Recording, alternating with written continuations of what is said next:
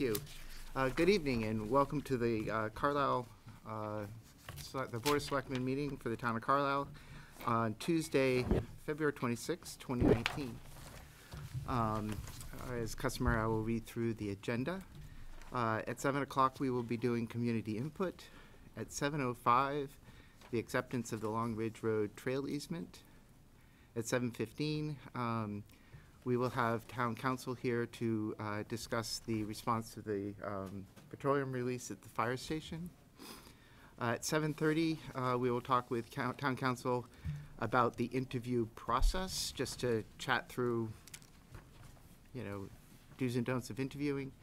At 7:45, we will discuss some of the proposed town meeting warrant articles, the town clerk general bylaw amendments, the solar working group, solar leases pilot zoning amendment, agricultural commission's right to farm bylaw, and supplemental complete streets design funds of $50,000. At 9 o'clock we will be doing, so that's the bulk of the evening. At 9 o'clock we will be doing cemetery deeds. At 9:25 town administrators reports. At 9:35 liaison reports and minutes approval. And at 9:45, we will be entering into executive session. At that point, when we come out of executive session, we're not going to have any more public discussion. So anybody can leave it after before the executive session. I may take some of these out of order, specifically to fill in time. We may take the cemetery deeds, the town administrators reports, and the liaison reports and minutes approval out of turn. So with that, I'm going to start off with public input, and I want to go first. I want to acknowledge a tragedy that happened to a Carlisle resident, William Shaw, who is age 9 and died in a ski accident on February 19th. It's a tremendous loss to the Carlisle family. And all of our hearts and thoughts go out to his family and his friends. And I also want to announce that because of this, from tomorrow until there is, just so everybody knows, there is a celebration of life on Saturday, March 2nd at 1 p.m. At the First Religious Society, right up here on School Street. So I've asked Tim to make sure that the town's flags are flown at half-mast between tomorrow and Saturday when that celebration of life happens. So again, our thoughts and prayers go out to the family and friends of William. Does anybody have anything they want to add? Okay, so let's ask if there's any other public input. Okay, seeing none, we'll move on to the acceptance of the Long Ridge Road trail easement. Okay, this is the acceptance of a conservation and trail easement at Long Ridge Road, and because it's a result of a ZBA decision, and we have a ZBA member here, I might ask if Steve Hinton would kind of tee this one up for the board. Come on up and have a seat. Here or? Right here. That way you never know if you'll get the chair that goes up and down. Yeah, that often results in more work. Just briefly, it was the intent of the ZBA to provide a neighborhood trail access to the back undeveloped part of the property due to the high density of construction on this project. The idea was to reserve a right to build a trail in the future should the neighborhood and the Trails Committee want to do so. The specific location of the trail is not defined at this time because that was left for the future when and if a trail is constructed. So when you read the document and you look at the drawing, it's not immediately clear, but the purpose of the easement is to allow a through trail from 100 Long Ridge Road to the far back corner of the property where another trail easement already exists and connects to a road. So they get a through trail and complete access to the back 3.4 acres of the property. I didn't say my name and street address, is that okay? Put that in a minute. You might find this helpful. If there are any questions, I'd be happy to answer them. So, just to give you, there are three in the document, as you read the document, there are three areas. There's this area, there's this area, and then there's the 3.4 acres, which comes all the way over to here, okay? There's a trail easement right here. And the idea is to create a trail easement up through this 40-foot corridor, and then from this point forward, it's wherever it works out to go, to be determined in the future, so that we end up right here. Was there already a trail easement over here, or some kind of easement? Well, there is right here. So this section of land is right here. Okay, I thought that there was already one on the property, but I guess not. There is a touch point to the blood trail here. Uh-huh. But no, not on the property. This, we're arranging for that as part of the, in other words, it was one of the, what you have in your hands is a condition of the comprehensive permit process. Yeah, because the other one, that goes up to Suffolk Lane, right? I believe so, but Yeah, I think so. Yeah. You only walked this property how many times? I don't know. Too many. Yeah. But at this time, no one is expressing a strong interest to do this. We're trying to reserve a right so that in the future, should people want this, Yeah. then it's papered in and ready to go. Carrie, do you have any questions? No, I don't. Luke? No. Okay. Sounds good. Let me back away before I'm getting another assignment. Okay. Thank you. Jump the motion. So there's a motion.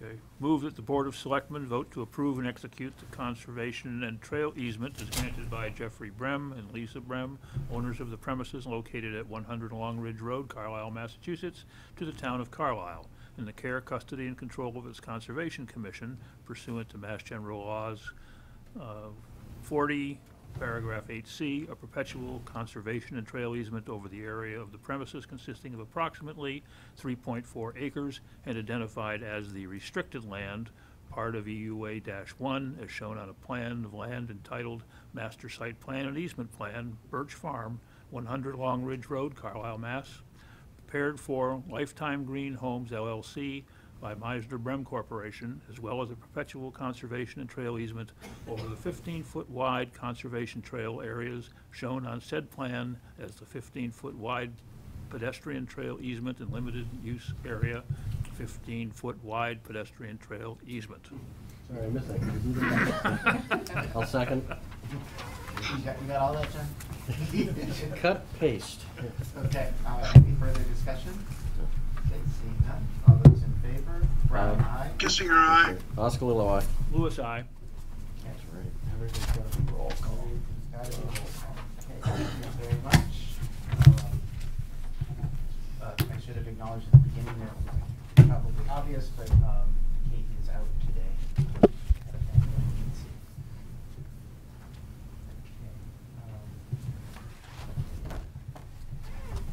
Council, town's response to petroleum release at the fire station. Hello. Hello, so I'm Rebecca Lacey from Yaris and Harrington. I work with Town Council Tom Harrington. And my name's David Foss. I'm a licensed head professional, LSP. I work for a company called Wilcox and Barton, and we're the environmental consultants initiating work at the fire station. Great. And so for the folks at home, and just to refresh your memory, since it's now been a few weeks, I'll just kind of recap where we are with this.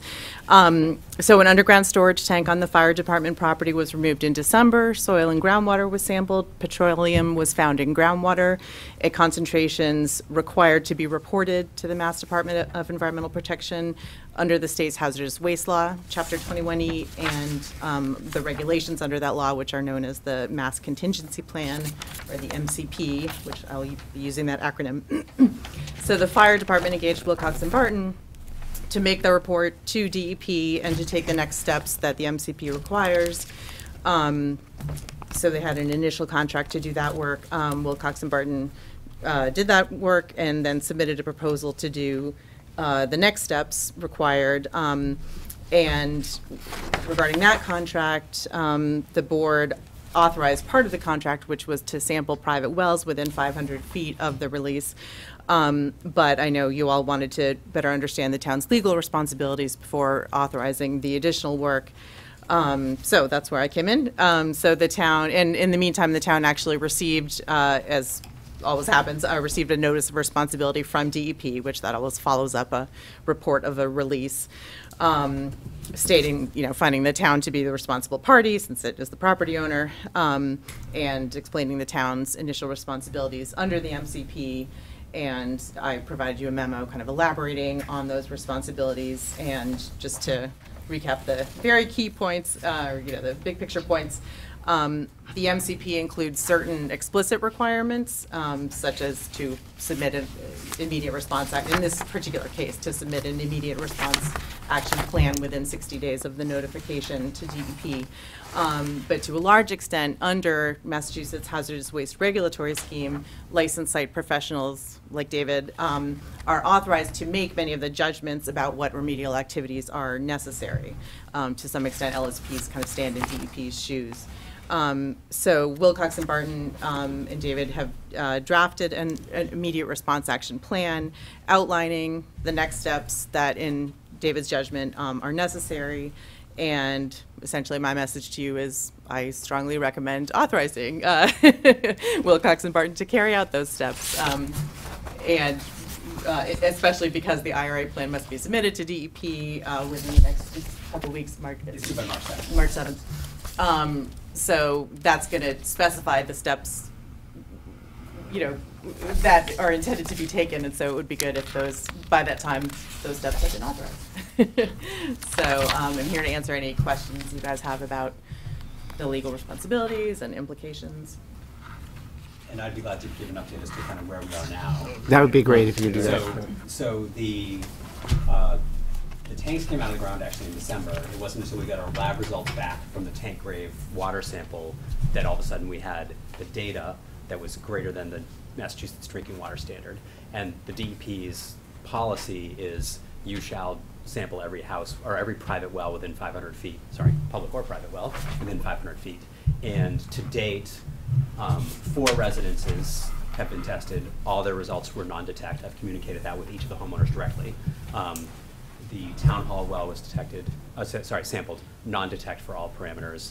The fire station well was tested, only had 1 compound detected, which we actually attribute to an old gasoline release in the center of town, because the compound that was detected in the fire station well was not found in our tank grave water sample. So we're not linking it there.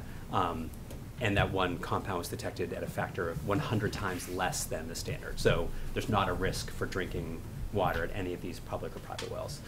But so basically, in the immediate aftermath of the release, and at the request of DEP, their initial email was, we suggest you do this, and then the notice of responsibility said, you shall do this. We've done that. There are 3 homes still within 500 feet that have not been tested. 2 of them we've been in touch with, and we couldn't make the logistics happen when we were out sampling 2 weeks ago. And the 3rd has been non-responsive. So I've been working with Linda Fantasia to try to communicate with these folks. The 2 people who were not available in February have said, oh, we're back and available. And so if we're moving forward with any of the other work, if that gets authorized, we'll conduct the sampling at the same time. So we don't have to mobilize a staff person separately. When we have people at the site at the fire station doing work, we'll make the logistics to coordinate with those homeowners, at a time convenient to them, whether that's during business day or at the end of our work day when they're home in the evening, to sample those wells.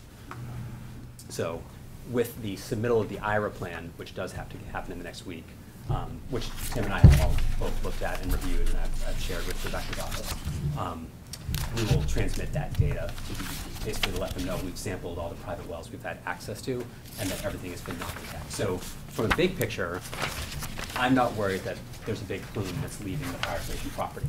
But we do have to do the nature and extent evaluation. We have to do the testing on the fire station property to get our arms around the problem. And then with that information, I can give you a scope for cleanup.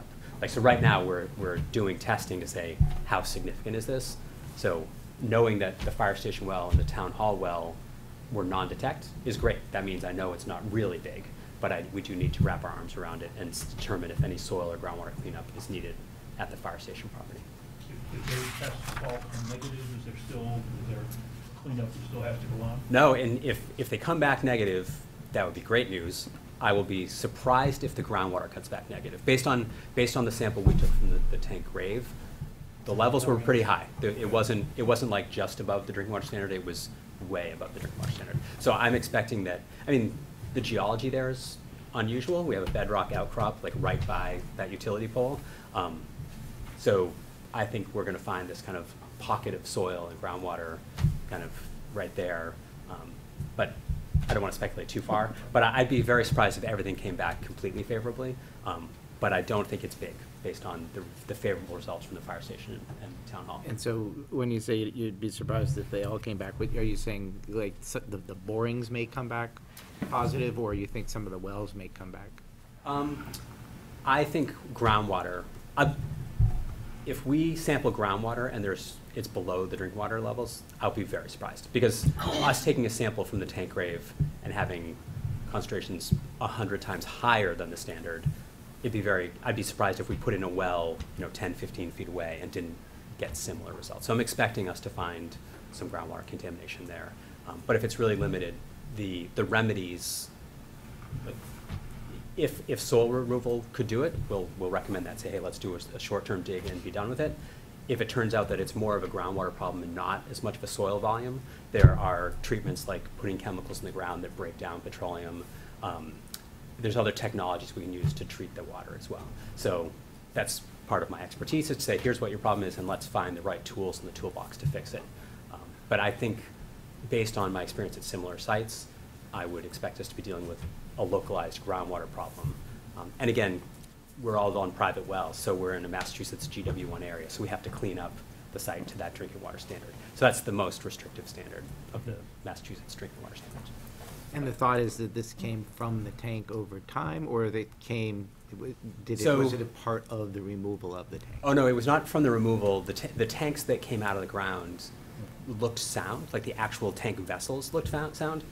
So I've spoken with fire department staff, Interim Chief Rubenstein and Lieutenant Saros. And so I don't believe the tanks, the actual vessels, were the source of the release. But I do believe it was the tank system. So whether that is a piping problem in the past, or a surface spill in the past, or affiliated with filling, like an overfill at the fill port, I think that's the most likely scenario. Like, where our water sample was collected was right in the tank grave. So where the tanks were, but the dispenser island and the piping, this is not like, if the tanks were where Tim's sitting, the dispensers were at the other end of the table. Like, it was a very small area. So us taking a water sample there could have been, the source could have been from the dispensers or from fueling operations. So the tanks did not have holes in them and were sound when we removed them. So I suspect it was something at the surface or in the piping. I guess that's a good thing. The tanks weren't leaking. Yeah. No, I just had a question last time where the borings and everything were going to be, but I got it here, so. Do you have a copy of? Yeah, it's a much smaller version. And not yeah, no, would you like a larger version? No, I'm good, thanks. He's young. You could also, see it from here. I can loan you my glasses. That's okay. What are you trying to say? Carrie, do you have any questions? Well, is it likely that, this situation notwithstanding, is it likely that if you went and looked at any other in-the-ground tanks before they were removed and sampled the soil around them, you would find this same level of contaminant based on spilling or what have you? That's very hard to say. It has everything to do with the age of the facility and like kind of maintenance history. So I've seen some old DPW yards where, so there didn't look to be bad housekeeping here. Like we didn't see evidence at the surface that things were not well kept, which is why I'm thinking it might have been a fuel line or something that was not readily visible and easily observed. So I'd say about half the time when we remove tanks these days, we're finding evidence of contamination. So, and these tanks aren't that old, right? The building, I think, was built in the late 80s, 86-ish. So, they had reached their lifetime. Like they have like there's the 30-year tank. So it's appropriate to be replacing it, removing it, replacing it. Often when we find older tanks or older facilities. So I guess I don't want to speculate and kind of extend it out to other facilities, but about half the time when we do tank removals now, we're seeing contamination.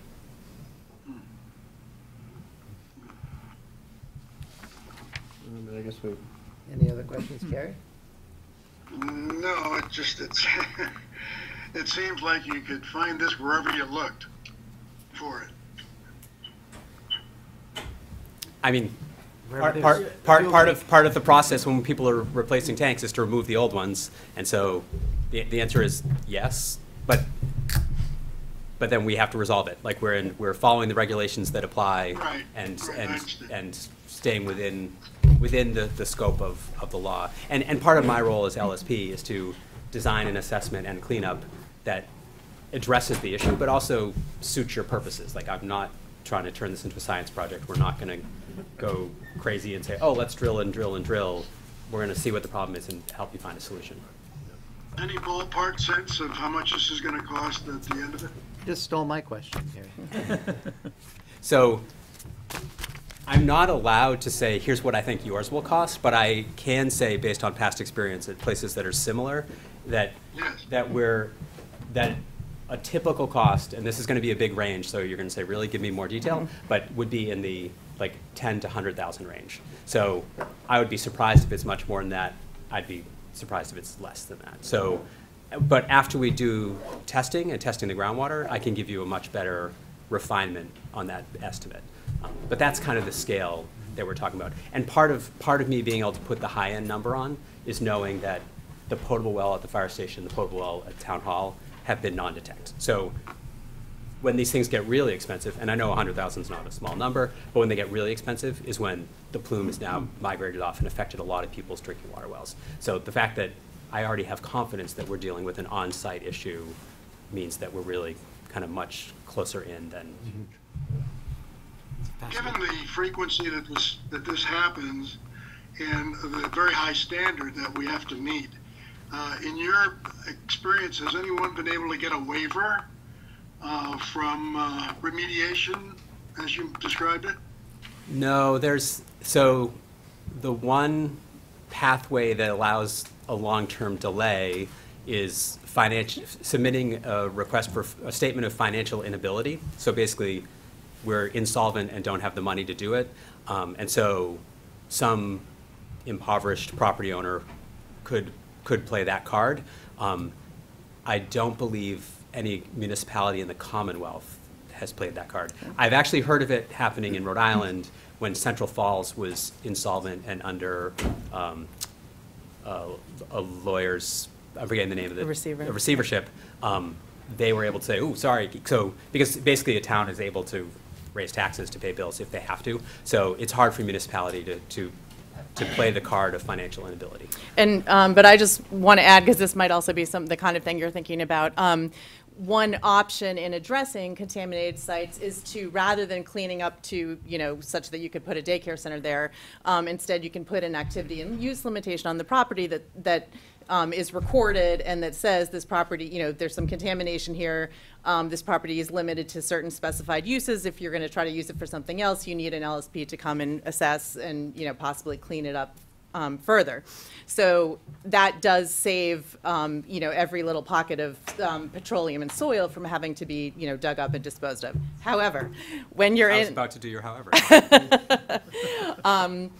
You cannot put an AUL on groundwater that is suitable, or that is in the GWN groundwater that could be used for private drinking water, and that is, within an area that is in which private drinking water wells are sunk.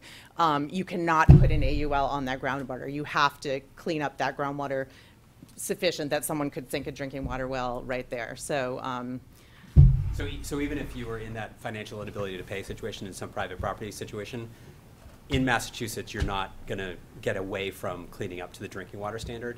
So in every community where GW1 applies, which is either where there's, it could be near public water supplies, like near a reservoir, near municipal well field, or anywhere where there's private wells, including where you live and where I live. So the GW1 criteria is in play. So that's, well, I think we should certainly err on the side of safety in this regard, but I was just wondering, given the nature of it, if there was any other possibility. Do you have any questions? Well, to me, it's clear what we have to do. Yeah. And so, any idea as to how much the testing part costs? Because that's what you're looking for.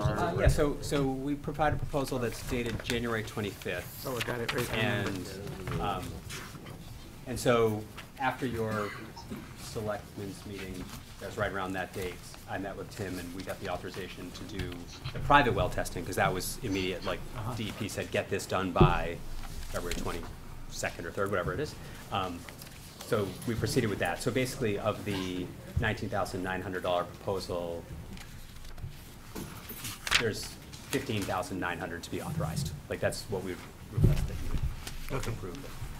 And that is $19,000 in addition to the potential $10,000 to $100,000.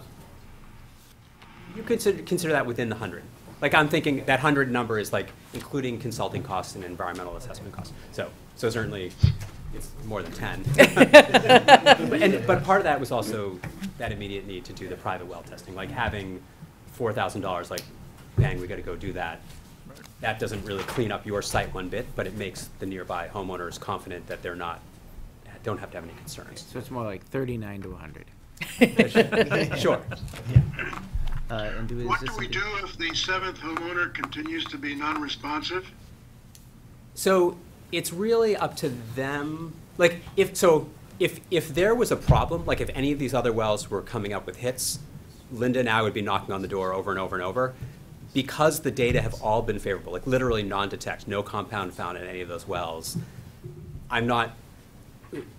our job is to say we have the ability to sample your well for you because here's what the issue is. But we can't make people do that. And so if they're cooperative and they want to have it done, great. We will follow through. We did what the DEP requested. But the DEP requests that we solicit their cooperation, because also I'm not concerned that there's actually any exposure risk. If there's an exposure risk, we'd be pushing much harder, but I'm not really worried about it. So we're following through because we're doing what the DEP would require of any potentially responsible party. Like if you were a landfill and you're contaminating wells in the Western Mass, or your gas station, or you're a town-owned property, we all have to play by the same rules. And the rule is, if you exceed GW1, you test within 500 feet. But we don't have to make them let us test. And DEP will be satisfied, by the, statement that this has been, these people have been contacted multiple times and so forth. Okay. Good faith effort. Okay, is this something? Thank you. I have no more questions. Thanks, Gary. Is this something that we vote on, or we just? You should, last time you authorized part of the scope, and this is the remainder of that scope. I did note that Linda Fantasia and Tony Mariano were here. I didn't know if they wanted to say something to the board as well. I do have one question. If you could come up, sorry, it's just so that everybody on. Oh, there's nothing there, but. To the invisible I will mic. see it. I will see my. No, I can Okay. Question from a practical point of view is, I understand the money, but it's also the time frame, because it will remain a mud pit back there until we're able to do whatever we have to do under the soil, and then we can repave it. Is it weeks, months, hopefully not years? So if this gets authorized, we're going to try to go out and drill, weather permitting, in the next couple weeks. We'll get that first round of data back 10 days later, and then we can talk about strategy. So if the actual remedy is a soil dig, then it's great that you haven't spent any time paving, because we don't want to rip up brand new pavement. If the remedy is not digging and it might be injecting some chemical in the ground, we'll communicate that to you, and we'll say, here's a strategy for doing it, but you could pave as soon as the weather conditions are favorable for paving. So we'll work with you on that. And the reason Wilcox and Barton is even at the table is because we were assisting with the tank removal process, and we're continuing to work with the fire department with respect to the tank associated with the generator and getting that upgraded. So we'll kind of have people around and doing things. We want to make sure logistically that makes the most sense for the fire department. Okay, great. Thanks, Bert. Review.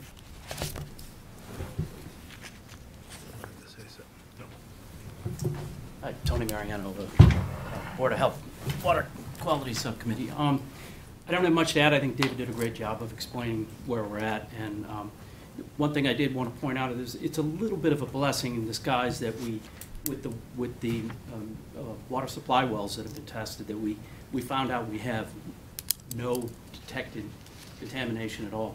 The problem that we've had for the past 20 years with the MTBE in town, Steve and I just had a discussion back there. We fully expected to see at least a trace amount of MTBE because the wells within that 500 foot radius do fall within the area we'd expect to see it moving from the center of town and where we've seen it in the past. So it's real good news that has dissipated to the point that it has, and you know, we're hopeful that when we do get the other ones done, we'll see the only well same that thing. had MTBE detected was the fire station at a concentration 100 times less than the standard. And frankly, we expected to see more of that, so that's good news. Very good news. Good. Yeah. Great, thank you. Thanks, Tony. And so I guess pressure on kind of getting the information about how much it might cost would be, this would need to be a town warrant article, would it? It would be, and the Facilities Committee is actually proposing an article that you'll hear more about at your March 12th meeting. They're proposing a remediation article. Oh, okay, so there's already a associated with placeholder for. A placeholder for, Okay, yeah, the costs associated. okay. Okay, great. So is there a motion? Yeah, I don't know, I move that we authorize expenditure of, what's the difference? It would be 14, Or not to exceed. 15, yeah, not to exceed. say $19,000. $19,000 for the remainder of the work associated with the underground storage tank contamination at the fire department? Does that work? For the testing, right? And maybe specifically reference the proposal dated January 25th. You're trying to wing it. Usually everything's prepared for us. I don't know what to do. I gotta think on my own. Come on, I can't do that. Proposal dated, what, February 5th? January 25th. January 25th? Yep. Oh, that's a different one.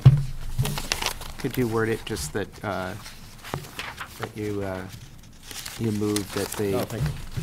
In there somewhere. that the entire, that the cost of the entire contract be approved? That way we're not doing over the contract. Right, yeah. So that the entire contract be, for the estimated total of $19,900 for the work, I guess, yeah, just the work associated with the underground storage tank at the Carlisle Fire Department. Presented by Wilcox. Proposal presented by, thank you. Presented by Wilcox and Barton, dated January 25th, 2019. Second. Okay, we have a first and second. Any further discussion? Okay, all those in favor? Kissinger, aye? Oscar aye. Brown eye. Lewis, aye. Great, thank you very much. Okay. Thank you. Thank you. Thank you. And just as a point of communication, we're keeping Board of Health, Linda, Tim, and Tony all in the loop, and the fire department staff as we move forward. Great, thank you very much. Okay. All right, so our next item, so I think it's March 7th, right? We have the fire Chief interviews. the fire chief Next interviews. Thursday. Yep. And so I asked Tom to come in. Kate's not here, but maybe we'll ask her to watch the video. on TV. But I asked him to come in just to talk about some of the do's and don'ts of interviewing and the interview process, and just want to make sure that we're getting the most out of the interview, and that we're asking the right questions and we're not asking the wrong questions. And so, Tom, thank you.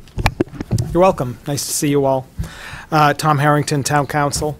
So first question from me. Have the finalists been announced? Yes. They have, okay. All right. So, so this is much more about don'ts than do's. And so I think what's important to know for the board, and really for anyone in town who's going to be performing in an interview, is that Massachusetts and the federal government provide extensive protections against discrimination in employment.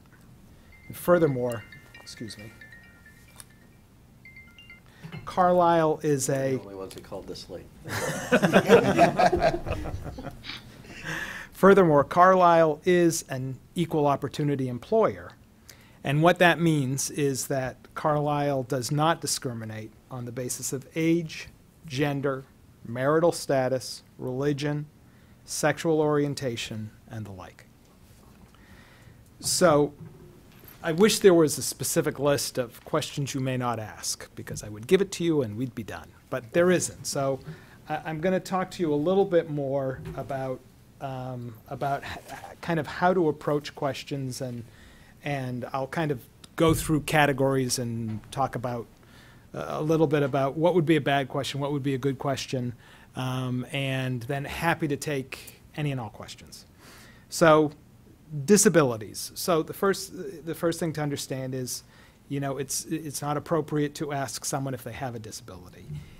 If they have an obvious disability, it's not appropriate to ask, when did you lose your eye, when did you lose your leg, anything like that. It doesn't mean you need to ignore it either. And so the standard advice is you are able to ask questions that would lead to an answer. Are you able to perform the essential functions of the job you are applying for? And more specifically, maybe in this instance, can you carry 50 pounds for 50 yards, right? So it's important that the candidates can do the job, but we're not going to discriminate against them on the basis of a disability. Age, again, not appropriate to ask how old are you, not appropriate to ask, the tricky, when did you graduate high school, when did you graduate college? You can certainly ask if they're over the age of 18. You can ask if they're legally eligible for employment in the United States. But beyond that, we don't discriminate specifically for people over 40. And I know once the members of this board reach the age over 40, you'll understand why that's important. I don't even remember 40. Religion, not appropriate to ask questions about religion. Not appropriate to ask questions about whether or not you go to church. Certainly appropriate to ask if they're available to work on Saturdays or Sundays, if that's an essential function of the job. Then we need to know the answer, and if it's possible to make a reasonable accommodation to them, we should do that too. So again, citizenship, not appropriate to ask where were you born, what's your native language, are you a U.S. citizen, what is your country of origin, that sort of thing. We draw the line at, are you eligible to work in the United States? Race, color, origin, sex, gender, address, nothing. And I can't give you a question that's a workaround because that information is not important. Personal, not appropriate or legal to ask how tall are you, how much do you weigh, what's your mother's maiden name, anything like that. Again, to the how tall are you, how much do you weigh?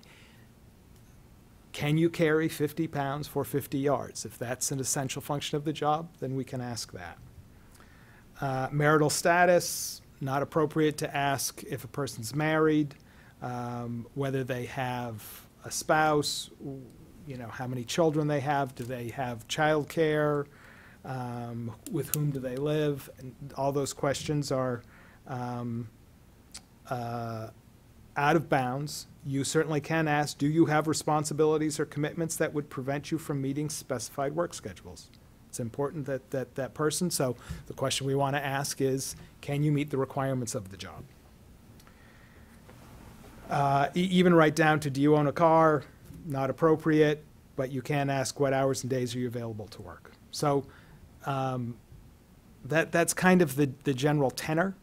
I wonder if you have questions or ideas or directions that you wanted to go. A couple of kind of good practices. So I understand that 2 candidates are from outside the town and 1 is from in town.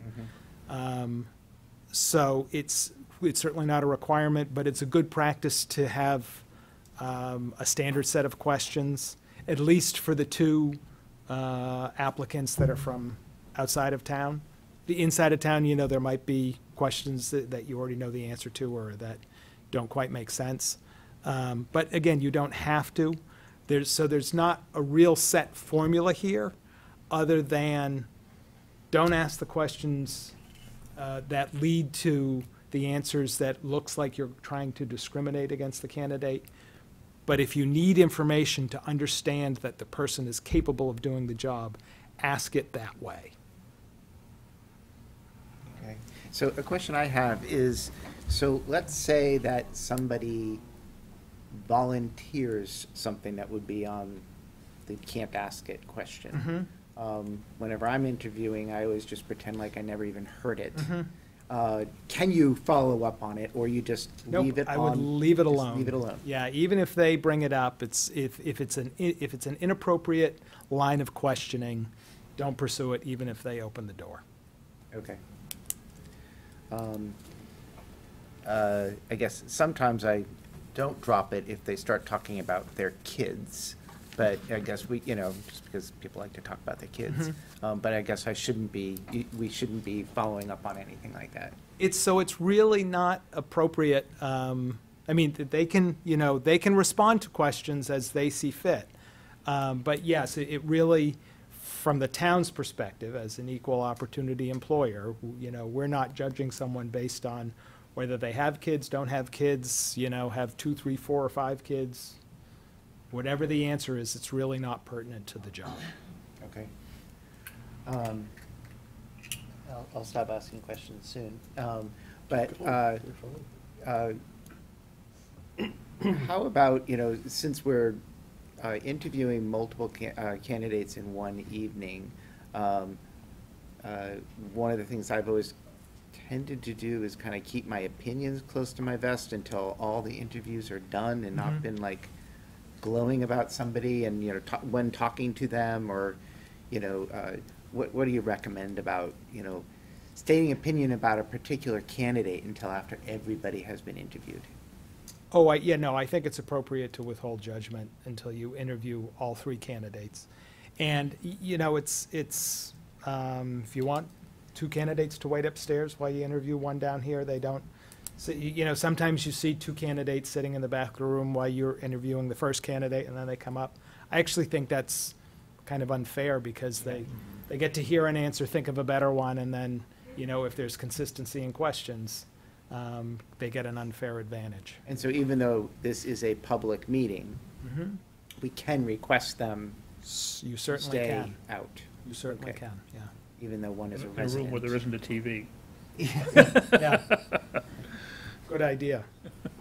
Okay. Carrie, do you have any questions? Well, you mentioned the 50 pounds and 50 yards. Are there specific physical requirements that, or did you just use as an example? I just use that as an example. So the question is, do we know of any physical requirements for this position that we should be aware of? There are, and Bert, who you can't see, is shaking his head up and down. We can produce them. They're from the state's Human Resource Division for Fire and Police. There's a specific list of requirements. Okay. And that would be a requirement of the job anyways, that they would have to pass the HRD test for a firefighter. Yeah, so I think we don't actually have to assess that, but it'd be great if you could send that I to will. Tim, and Tim could distribute it, just whatever the requirements of the job are. Yeah, that's probably been vetted in the process up till now, right? Yes. Yes, with the final physical being after Correct. selection. Yeah. But it's contingent upon. Yeah. I think our interest is going to be experience in working with an on-call fire department, which is unusual and different, and in some cases, significantly different from the experience that these folks may have, that some of them may have.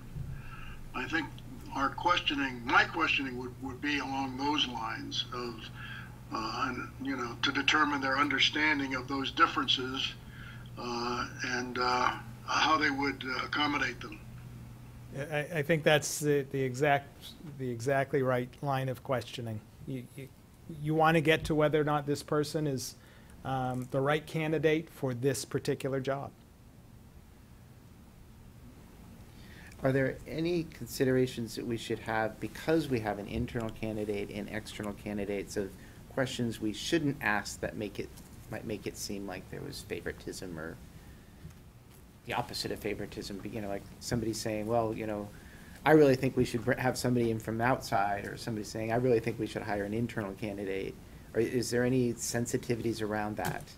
Well, not so much that you're going to get in trouble for, because it would be hard to discriminate based on that basis. But I mean, certainly in kind of the sense of fairness, the internal candidate will have some information that the external candidates may not have, but may be readily available. So I think you at least want to be sensitive to that. So it is possible to make an internal candidate look really good. If you start talking about fire history and Carlisle and the like. Okay. No, I don't really have any questions. Well, question now. What about, so as we go through contract negotiations, right, you think about things like unions, and can you ask that sort of thing? Like union, so obviously we're not union now, right? But would somebody, a new chief coming in, look to unionize or not, or, if they, try to bring it full-time or partial full-time, or, like what their vision of the fire department would be?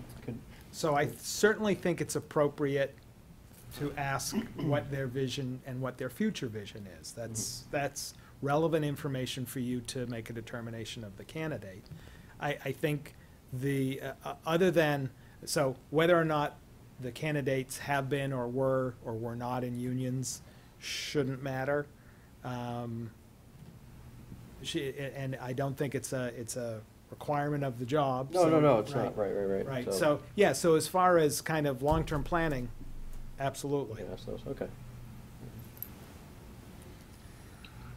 No, I've been interviewing for 30 years, so I kind of know these constraints. So I just wanted to talk through a little bit about what I saw as the process, and Yeah. mostly so everybody knows, but also just get your feedback, which I've already talked to you about. We want to make sure that, it's going to be well publicized. Hopefully lots of people will be here. Hopefully lots of firefighters will be here, because we're hiring their future boss. So I want to give an opportunity for people to ask a question, but I want to make sure that it's done in a consistent way, and that they haven't all gone through this. So I also want to make sure that all the questions are appropriate, and that and they're asked across all of the candidates, not just a single candidate. So at the beginning of the meeting, I was going to ask, and I think it's actually been written up, that anybody who has a question to submit the question to Tim or I, and then I will go through them, and I would decide which questions to ask, and I would make sure that those questions got asked of everybody. Does that seem like a reasonable approach? Yeah, that's the right approach. Okay. And I've seen it sometimes where there's a little bit of open mic. If you'd like to come forward and ask the candidate a question, please do so, which is great. until it goes Until wrong. it's not, yeah. And then you can't, Right, Right, yeah. right. And I think that's where I started, and then I realized how wrong it could go. yeah. So decided, to kind of keep the control over it. And then, I guess the other thing was, I was thinking about, potentially at the end of the meeting, anybody who had been at the meeting for all 3 interviews, if they came in for just the last interview, I would not entertain them getting up and just making a statement, but allowing people to get up and make a statement about, their thoughts about the candidates. What do you think about that? I think that's okay.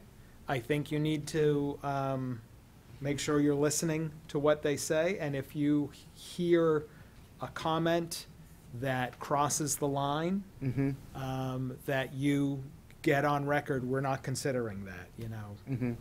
I note that he's Presbyterian, we're not considering that. Mm-hmm. Okay. So it's okay, but be careful.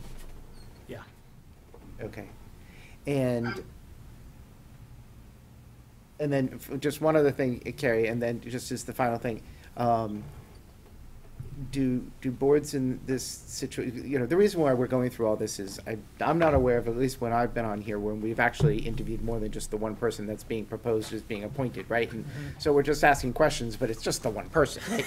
And so, this is actually an interview process, which is why it just feels a lot different to me. Do boards typically just deliberate that night, or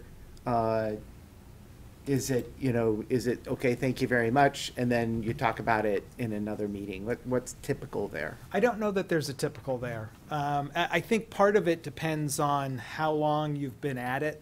If each interview takes an hour, you might want to go home, gather your thoughts, and come back for your deliberative process. But if it's, kind of more a 20-minute situation, and you've wrapped up in an hour and a half, and you still feel fresh, then I think it's okay to get into deliberations. Okay, So I think you want to kind of gauge your board. okay.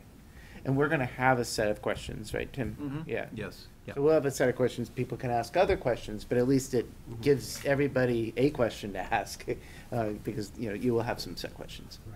Will they have had, prior to the interviews, an opportunity to tour the station and meet? Has that happened? One did today. He did. Requested, he had an almost 3-hour tour. The other is, not as far as I know, is not yet requested. Yeah. Well, one knows it very well. Okay. Hang on 1 second. Carrie, you had one other thing? Well, yeah, a comment about having folks come up and render their opinions at the end. I would feel more comfortable if we would ask them to write us any comments that they had, rather than coming up and stating them. I would just feel more comfortable with doing it that way, but anyway, that's not for me to decide.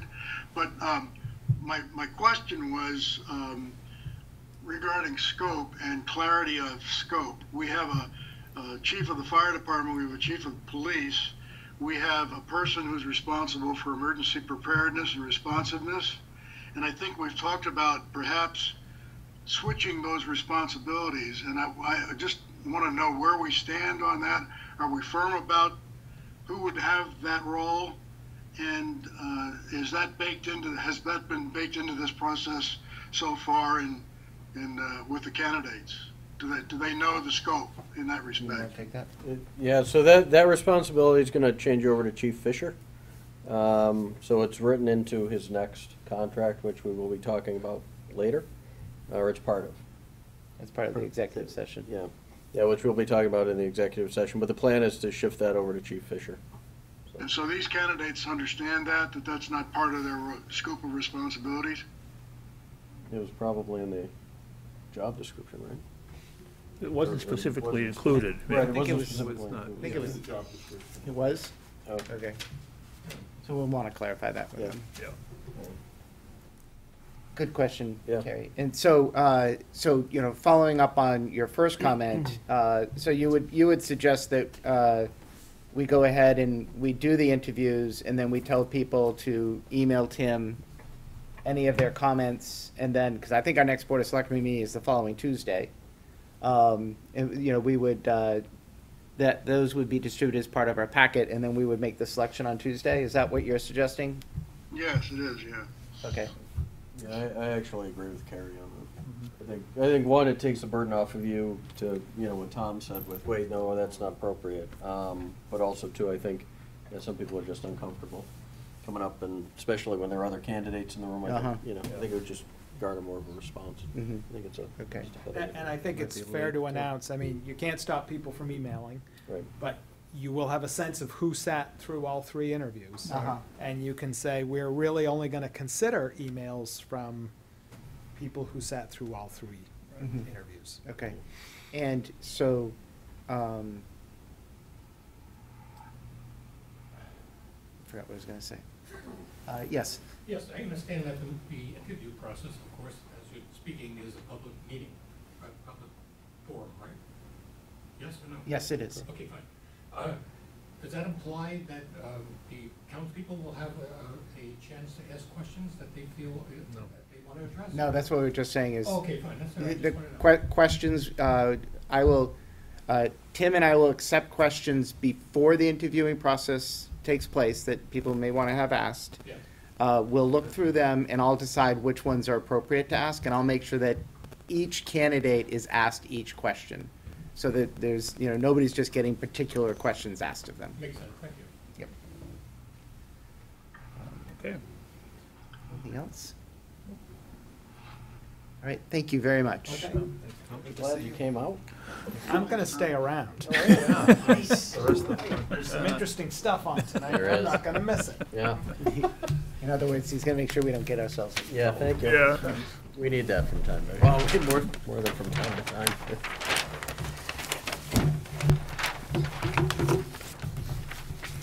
Okay. All I'm gonna say is when I was chair, I never had to have council come to our meetings.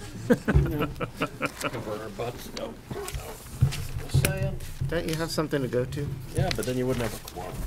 We'd all have to come back. Okay, moving on. 7:45. The Town Clerk General Bylaw Amendments. Welcome.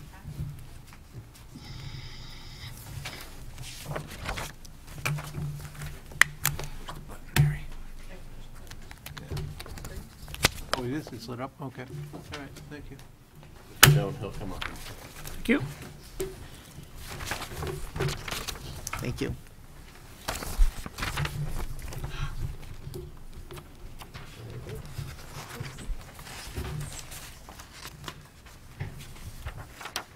So good evening, thank you for having me. I won't take too much of your time. We're just gonna talk about the possibility of having the acceptance of Mass General Law, Chapter 140, Section 139C, accepted at town meeting. So that would be the proposition of the article. The reason I'm proposing this is because we already do some nice things for seniors, such as the senior work-off program. There are some, sorry, I'm hearing something. Yeah, is somebody's alarm going off? We have some exemptions that are allowed for seniors, and I think this just kind of follows on with that.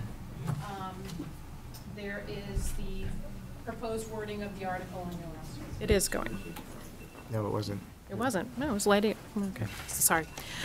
So basically, I think this would be a great benefit to the town for the seniors, and it's not going to cost the town that much money over the year. We're talking about 20 to 30 people, so max $400 over a year in, in what we would take in for licensure. I think it would encourage those that are 70 and on a fixed income to license their dogs because, that is something that would help them out. Well, something like half the people or 2/3 of the people don't register their dog in town anyway. I think this is one of the things with the dog, but it is available online now, correct? To register online, Yeah, yes, it so I is. think that'll be huge. And that's been very popular, actually. Has it? Yeah, good. And it's for one dog. Yes, my proposal is to not allow, if they have 2 dogs, not to allow 2 free dogs, but just the first dog. And anyone who has a kennel, not that either. That would be too much. Okay, so the Mass General Law specifically limits it to people age 70 years or older. Yes. That's Because the- I was asking last time was, you know, why was it 70? Why couldn't we make it so that it was your prerogative a little bit more? You know, And I understanding it. assume that if you wanted to make a bylaw that did that, you could, but this would be an easier thing just to accept this Mass General law. Uh-huh. And as you can see on the last page, there's quite a few towns that have already accepted it. There's probably more than that, but these are the ones that responded to me. So some, you know, Acton, Boxborough, they have accepted, and they're neighbor towns, so. Mhm. Okay. Carrie, do you have any questions? No, I don't. Luke? No. No, it's- And you get the age from the census, right? Because you can't ask. Right, exactly. No, I can't ask. Self-declarative. Once in a while, something seeps in. Yeah. Not often, though. It's a miracle. Okay. Any further, so what we are doing here is, are we gonna, should we take a position on these now, or is this just You a? don't have to take a position, just if the board's inclined to add it to the warrant at the clerk's request. Yeah, so It not, sounds like I you think we'd are. wanna take a position You later. don't have to take Don't any have to take position it. tonight, or even say that you're gonna include it, because there'll be an opportunity to do that at one of the March meetings. Okay, This is just to gather information about the proposed articles. okay. This is a pretty minor change. I Okay. think it's a good one, too. What's that? It's a good one, too. Yeah, yeah, I think so too. I don't know. we codgers appreciate it. Okay, what's your general thought about it? I'm as a liaison with the Council on Aging, I absolutely support it. Okay. To hear. And it is, you know, the seniors love it in other towns that I've been in. It's just so helpful to them. They get so excited to get something free, so. Uh-huh. Okay, well, I think you have a general sense. Okay, that's awesome. Alrighty. And there's just one other thing. We are gonna have to take, for some housekeeping, we have 2 Article 16s right now in our bylaws. So what I'm proposing is that we move one of them to be Article 17. So in, May of 16, you voted noise control as Article 16, and in 17, it was revolving funds. So I'm just proposing that we move the second one as Article 17. So that's just a simple housekeeping thing that we'd have to just have We have voted. fewer articles if we have 2 with the same number. That's true. 16A, 16B. Well, we actually, you have to vote again to reauthorize the revolving funds, so I talked with Tom. There's an opportunity to correct it within the article reauthorizing Ah, those okay. funds. So the noise it Article bylaw would 17. remain the same? Yeah. And, Revolving funds will become Article 17. okay. Then we fixed the, I don't know how that happened. I guess the Roman numerals must have Right, exactly. confused me. It's that foreign language. Somebody's paying attention to details. Yeah. Okay, well, it seems like that one's gonna be a That's pretty a- clear one that we're gonna wanna do. Yep. Yeah. Okay. All right, Thank you very much. Have a great evening. Thank you, Mary. Okay, moving on to this, solar. Is that next? So we're working group. Melinda are here. Hello. Hey, Jonathan DeCock, 130 Oak Mill Road. They have the PowerPoint packet. slides, Jonathan. Do you want to show them, or do you just want to? We can show them if you want. Melinda brought the. have the slides? I have them. Other people could see it though, and they could display it on the, Yeah, on we the- can. on cable, right, do if it that. was presented? Yeah. Do you want to do it on this one, because I have slides too on my. I think this way, the You got a CCTV will have it, HDMI. right? That's all we need. Okay. Do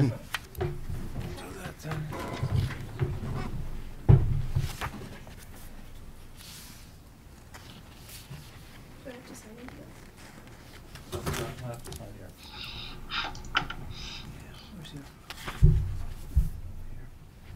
It's gonna be on the, well, I guess we should go over. Yeah, I the guess audience. you'll have to sit. We'll go up there, right? They go up here. Okay.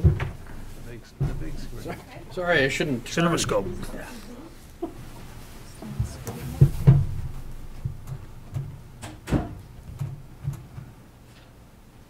There's color copies in your packets. Yeah. There we go. I've seen these pictures Color before. copies? Yes. Fancy. Yeah. All right. Spectacular budget we have in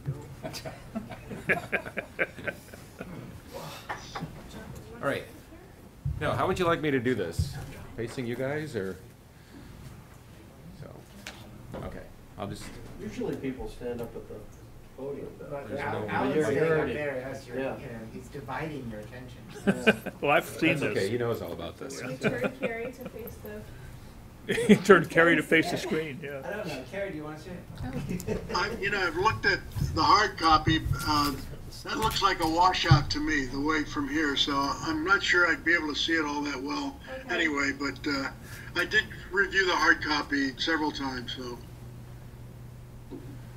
All right, I'll get started. So Jonathan DeCock, Oak Knoll Road. So I'm here representing the Solar Working Group, which you guys formed like 4 or 5 months ago under Tim in order to do negotiations with Amoresco to actually put canopies up for solar at the school and the transfer station. And so this is kind of the culmination of the work of the Solar Working Group, is to have this warrant article. And so there are 3 main parts to the warrant article. One is we need to update the zoning bylaw for the solar overlay district. We need to include the school plots under that. And we need to allow for the concept of canopies, which are not currently listed in the overlay. And so the main thing about that is the current concept of ground mounts is limited to no more than 12 feet high. And in order to get a canopy up, you need to meet Department of Transportation rules, which has them about 13.5 feet minimum clearance. And so we need to be able to have the canopies high enough to be able to support that. Then we also need to approve a payment in lieu of taxes.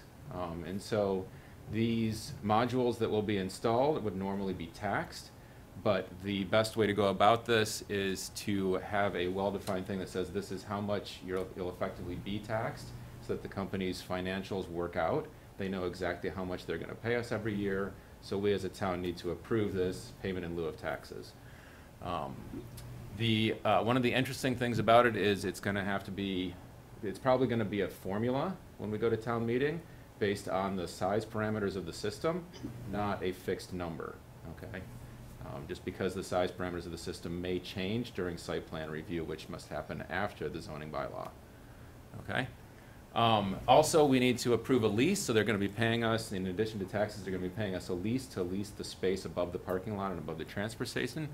And again, the amount that they pay us is a function of which smart block incentive program they end up in, which they will not know until after everything gets signed off. So the amount of the lease is going to be variable. So all of these need to be approved at town meeting, all right? Importance to the town, it's going to provide us overall up to as much as $60,000 a year in revenue if you combine the pilots and the leases and everything works out the way we expect. In addition, it's going to provide very nice canopies at the school for covered parking. And in addition, it's almost certainly going to enable repaving of the school parking lot. It's kind of makes sense to do the two things together. The repaving is necessary right now. The parking lot is pretty messed up. It'll get more messed up when they actually do the solar work. They're going to have to trench through it in order to put stuff underground. And afterwards, it's going to be more difficult to repave because you're going to have things 13 feet above you, and so the paving trucks need to get through there. So it makes sense for us to combine these two things, but that's one of the open discussions we're still having as a working group. In addition, we will, and this is the most important thing for me personally, is we're going to be generating renewable energy. The amount of renewable energy we'll be generating is almost exactly the same amount that the municipal buildings in town use in a given year. So we'll go essentially 100% green for the municipal buildings for their electricity, which I think is really cool. Can I just ask a quick question? Yep. You say it enables repaving of the school parking lot. What does that mean? Does this mean that they're paying for it, or it's? So we've been through a number of different ways that we tried to move this into the project. And what we're coming down to is the best way to facilitate this is for the town to take out a bond to go ahead and do the repaving and effectively use the money from the lease to repay the bond. So, but we are working out the details of that with Attorney Merrill.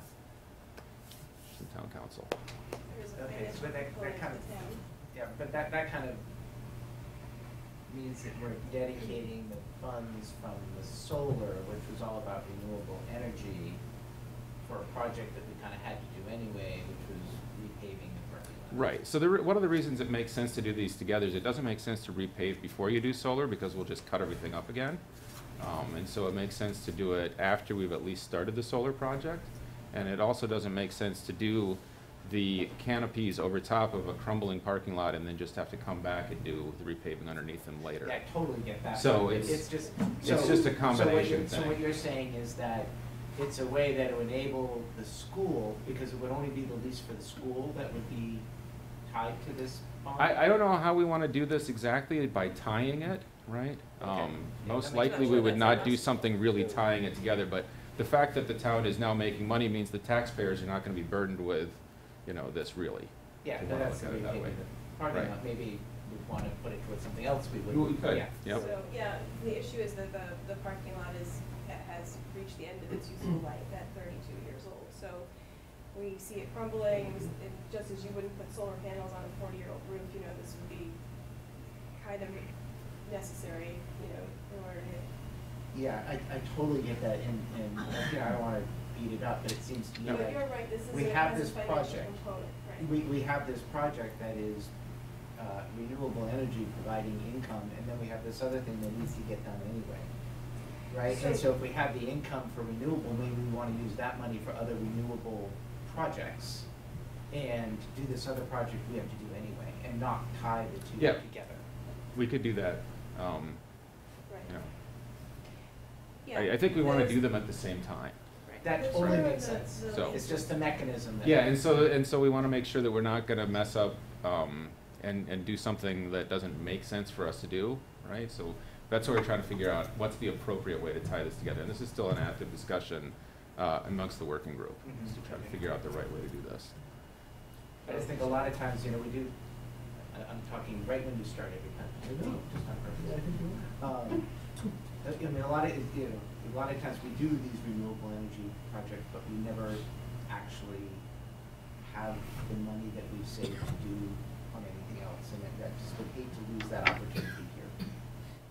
It's a 20-year lease, so the Yep. roots of the, did you mention? No, not yet. Yeah. So yes, it's 60,000 a year for 20 years, and the 60,000 is variable, so we'll have to see. May I? Thank you. So that 60,000 or whereabouts, right, whatever it ends up, how is that actually paid?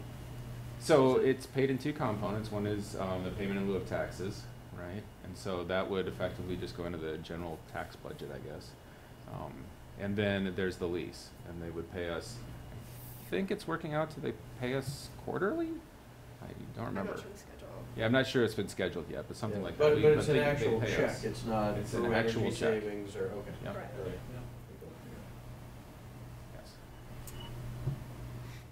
Yeah, it just goes to tie into what you were saying. So, like we did the lights at the school, right? And it was, what, so $10,000, what was it, whatever it ended up being, right?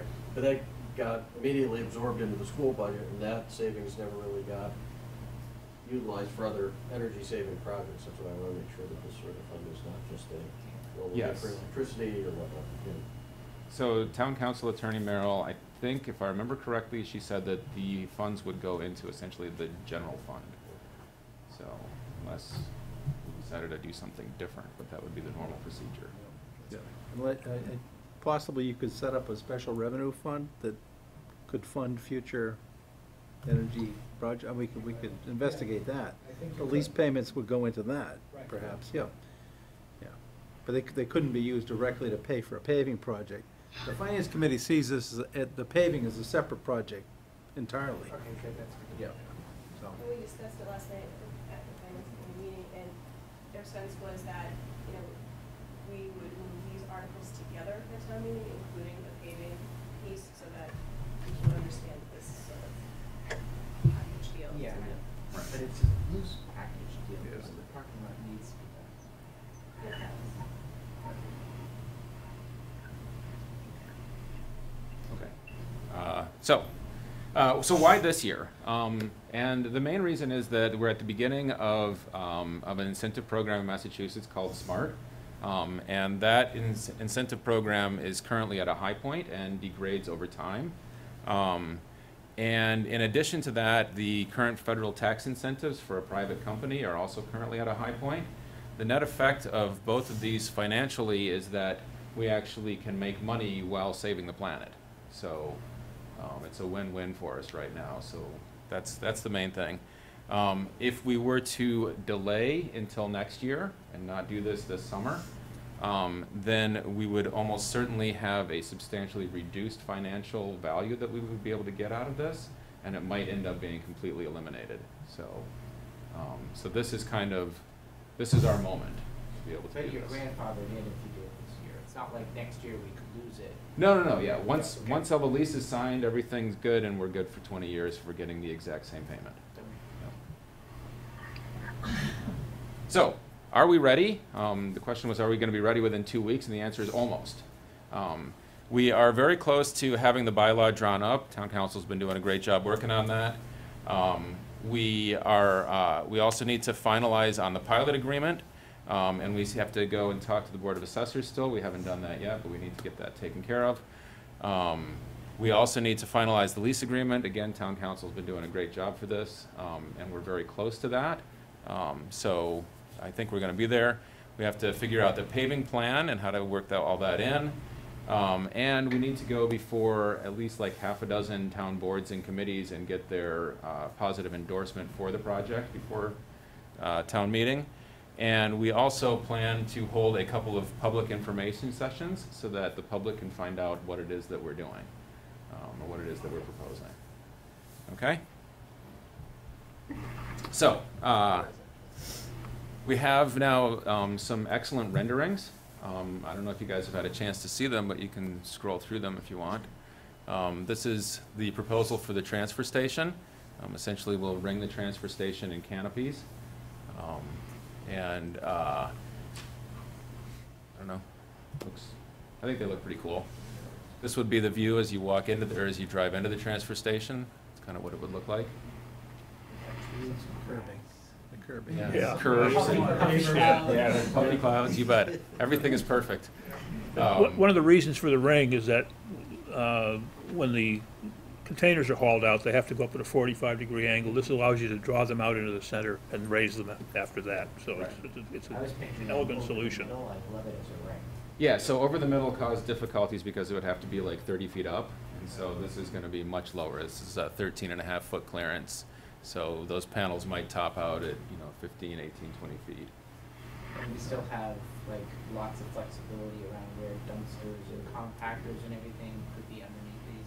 Yes. The only thing that we have to watch out for is the heavy equipment, when it lifts it up, has to be able to lift it up away from the panels. So, but we need to go over that with Gary Davis still. So that's kind of the view from above.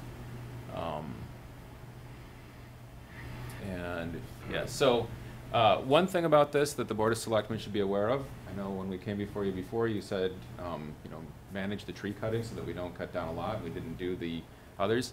At the transfer station, there will be some necessary tree cutting in order to be able to make it financially viable for the company to actually get enough sunlight.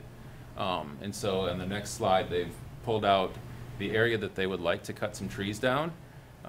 It looks kind of large right now, but if you actually look at it, many of it is just individual trees that are scrubbed kind of next to the transfer station there. So it's not as big an area as it might at first appear. It's also not something where it would be visible from the street. And is this, I'm trying to remember back to our solar overlay district, is this entirely within the current overlay district? Yes, the current overlay district consists of the big triangular plot and then a little square off to the side here that covers that, the shed down at the bottom end. So this is entirely within the It's district. within the current one. But we would, for this district, we would be raising the canopy height. Yes. And would we be raising the canopy height only for the section of the overlay district where this is? I know that one of the reasons why we restricted it was because of the neighbors and wanting to make sure that they were comfortable that, you know, we weren't gonna be building solar panels along the highway that they would be looking at that would be these giant things. Right. I don't know right now. We would have to decide how, it depends on how we actually word it in the bylaw. And I don't know which way we're gonna fall on that right now. Okay, so we might just wanna figure out maybe a way that it could be worded so that it's this specific, and that way the people across the street aren't saying, hey, wait a second, you're changing it on us. One of the things is that the, unlike the ground-mounted systems, which are these, you know, array of panel after panel after panel, these actually look like carports. They're really not at all unattractive, I mean, I've gone around to several of the places where schools have had them in and that sort of thing, and actually, you know, they make great carports for parking your cars under and this sort of thing, and they don't have the negative connotation that the Billerica, you know, the farm across from the prison looks like. Right. My favorite one is the one over at Walden Pond, right? And so if Walden Pond's gonna put up a canopy, I think Yeah, no, I think it's gonna be the pretty canopies- aesthetically pleasing. I think the canopies look great. I'm just trying to think of how we don't have people standing up opposing it. And, you know, so, you know, it's still within the overlay district. They could say, yeah, but what's to say, you know, you've increased it to 13 or whatever feet. What's to say now you're not gonna lease that other part there and put up a different type of array because it's still in the district. So if we could just word it in a way that that argument goes away, but we still get what we need. And I don't think it's a big deal. I just want to try to make it so that there's something that people would worry about. Yep. So you want to limit the amendment to the zoning bylaw, so that because we're loosening the height restriction, right?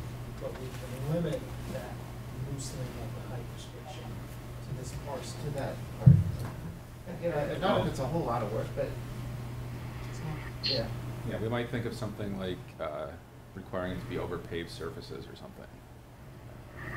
That makes sense. Yeah. Yes, that was one of the concessions that we made with it, was restricting. Okay. There was, at the town meeting when the green community thing came in, there were people from, is that a house at that dot on Morse Road?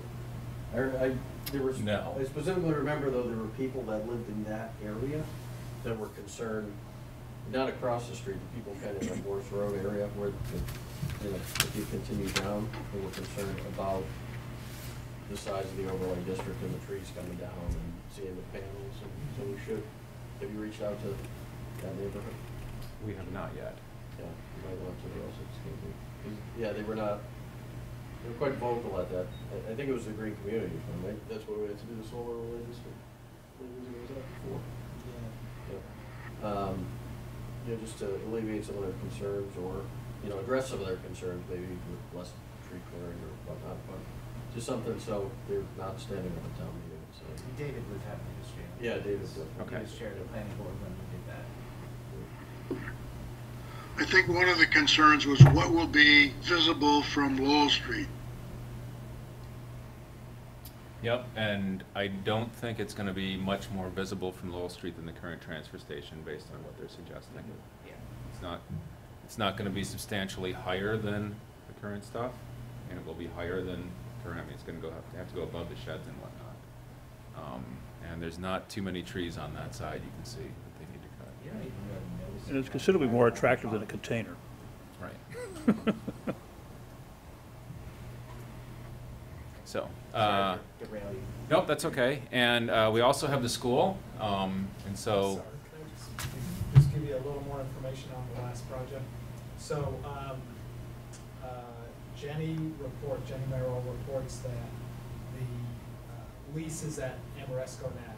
We've given them a deadline of your next meeting to get back all the changes, so the bylaw's done. We'll make that additional tweak, and we should have the lease wrapped up by your next meeting. Back to the lease, or back to the zoning change. So there's an additional change. Can you go back one slide? Okay, so there's an additional change we needed to make to the zoning amendments. That kind of white, at the bottom left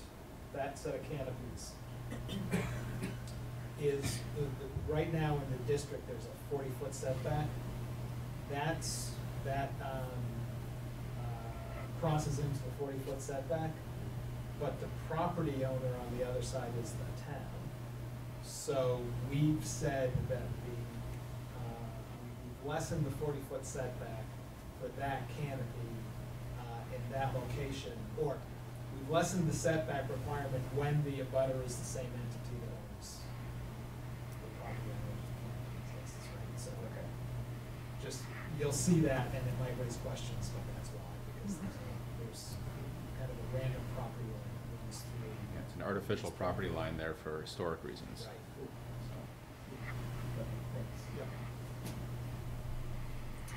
So this is the school. Again, I think they look wonderful. It's a big one over the bus area and then individual ones over the others. So, one interesting thing about them, you note that they'll all kind of shape like a Y, right? And that's to cause the snow and ice to go towards the center rather than fall off on people. So you won't have any damage from snow and ice coming off them. Does that mean that it stays covered in snow longer? Until it melts. Yeah, so rather than until it slides off? Yeah. Great, okay. To be clear, Jonathan, the solar district change at the school does not include the woods between the parking lot and the playing fields. So the specific area of the bylaw will need to cover probably all of the school plots, but there's no intention on putting solar up there. It's just a matter of how you word the bylaw. Well, then why do it? I mean, why word it that way? Why not word it just for the parking lot? There's no intention. Well, there's potential to put solar panels on the roof of the new building that was constructed, and there may be potential in the future to add solar capacity to the school property. So that's why it was worded that way. Yeah, and there were concerns that we may need to go out and do surveying if we started splitting up the school property and say you can do it on this part but not that part. So The school property is 4 distinct parcels as well. It's not one Right. big, yeah. So we need to do it on the 4 distinct parcels because the various cabling runs underneath at least 3 of them. So what are the parcels? Does that include like Spalding? Is that one of them? It's Banta's the, one of them? Like, what no, are they? Banta's not. So there's 4 parcels. One covers, I think, essentially the Highland building. Then there's one behind the Highland building and one next to that, and then there's one for everything else. And everything else Being all the way from the playing fields to the castle. Essentially, everything in there, not including the tennis courts. The tennis courts are their own parcel. So in order to incorporate the buildings and the parking lot, you have to include all 4 of those parcels? If we do it by parcel, which is what town council was recommending, right? That's no problem. It's rich.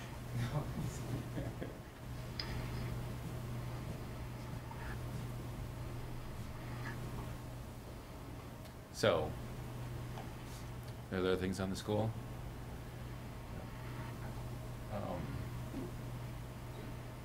Everybody has to buy a white car. That's good. Can I ask a quick question? Where does the rain go? So the rain hits the panels, and there's a small gap around each panel, and so the rain would come down essentially around the panels. And snow and ice will slide towards the center of the Y and then drip down from the center of it as it melts. So you don't stay dry under them? You will not stay dry under them. Yes. But it does provide some protection. This was a question that came up at the school board too, what people do about water management. Other places where they've installed these, where Amoresco's installed these, I had the opportunity to talk with them and get some feedback about water management specifically, and those places didn't opt to do it, and they were happy with that choice because water management would then require channeling the water and redirecting it somewhere else, and it was an added expense to the project. What are the cost differentials between the two sites? For an equivalent amount of voltaic energy? I think the pilot and the lease is working out very similar for both of them. The transfer station is slightly smaller in the terms of the total kilowatt, and also slightly smaller in terms of the pilot and the lease. But not by much. I believe the school is supposed to be like 480 kilowatts, and the transfer station was either 412 or 420. Like that. So they're very similar in size. And then the $60,000 that you quoted returning to the town, that's an annual basis, and is that an expected net to the town, or is that just a gross number out of which there are going to be numerous deductions, shall we say? I believe that is a net amount to the town. They will pay us, an actual check for the pilot and the lease each year for 20 years. That's in addition to the free energy for the municipal buildings, or is that? No, the energy is not free for the municipal buildings. We still have to pay for that. But you said the solar cells would pay for the municipal. They will produce enough energy to power the buildings, but we still have to pay for it. Oh, I see. And the 60,000, 60,000 is based on the two projects? Yes. Yeah. It's based on doing both projects? Yes.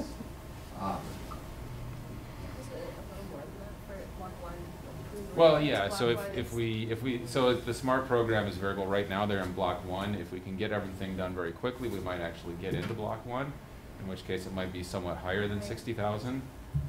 The 60,000 number is based on our estimate that we're going to actually hit block 3. So I have 2 questions. How much are we spending now for electricity for all of the operating? We go through a little over a gigawatt hour a year, and I think that works out to about $250,000 for electricity. Plus or minus. So this is going to generate $250,000 worth of electricity, and we're going to get $60,000 again. Okay. So by building this, we're actually just cutting our bill from $250,000 to $190,000. You could look at it that way. Okay. My second question is, on this map here, we have the blue lines. Are those the parcels that we were talking about? The purple lines, yes. Yeah. Yep. And they are purple. They are to me, but. Yeah. They are me too. Yeah, so, there's the one that covers the Highland building, that's one parcel. And then there's the parcel that's heading towards the church behind that, I think. Then, there's a parcel, right there that's just grass covered, I believe. And then the big one covers all of Spalding. Okay, so why would we include the one that's down below that doesn't have any building, kind of like behind Highland, or the one that's the tennis court? Why We're not including the one that's the tennis courts. That one's been explicitly excluded. Okay, so that's not in the overall district. Okay, and then, so why include the other one? I can see why we would include the Highland one and the one with the buildings. Just because it's part of the school grounds. I mean, we don't necessarily have to. So it's tennis courts? Depends, because they're managed by the RecCom rather than by the school committee. So if we were to include that, we would have to do something with the RecCom as well. The tennis courts? I think that's still school property. Yeah. Is it? Okay. I don't know. Okay. I was So- just thinking, we want to, not extend it too far. Right. Keep it to what we need it to Well, be. the idea is not to be so limiting where we can't, if another opportunity like this came up in the future, where we would not have to go through a several months long process to establish a new bylaw or bylaw amendment, the school committee would be able to evaluate whether it would be appropriate and be able to act on it. Yeah, it's just sometimes because because something was done that way, everybody assumes, oh, well, it was always meant to be. I mean, I think it's just good to have the conversations. But you're saying the tennis court one is not yet. Right. So it's 3 parcels that are in. I'm not sure these are showing the correct parcels. 4 parcels are in. Yeah, there's 4 parcels total. I don't know. I thought the parcels over in this corner were smaller, but I could be wrong. So it might be that what's drawn there as a single parcel is actually multiple parcels. Because I think, if I could see down below, I think that's the church right there, so I think that is that whole thing is a separate parcel and isn't included. So I suspect that that area that's covering Highland and the majority of the school over here is actually, if you look on the tax map, is actually 3 separate parcels. But I don't have the tax map in front of me to prove that.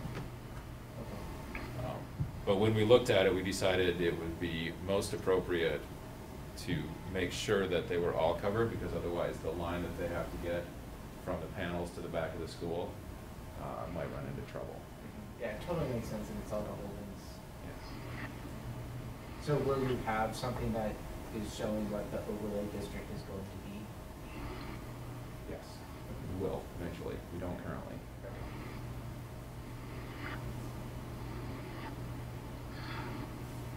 I think we've already weighed in on not wanting to have the wooded area as part of the solar district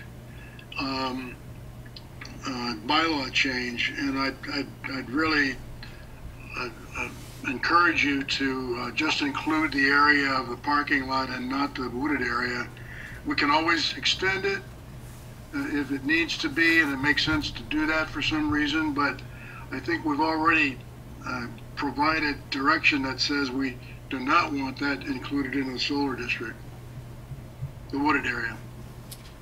Okay, I didn't get that direction from before. I thought we just said that we didn't want the solar panels there, not that we shouldn't include it in the district. Yeah, I think Right. the school committee would probably like the opportunity to evaluate whether it would be appropriate to do something like that in the future.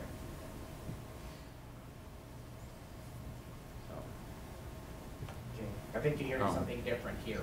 Yeah, so we'll have to talk to town council and the other members of the working group to decide if it's possible for us to come up with a wording that would eliminate that, and if that's what we want to actually do and propose. Because keep in mind, if my understanding is correct from town council, that the school committee is responsible for these lands.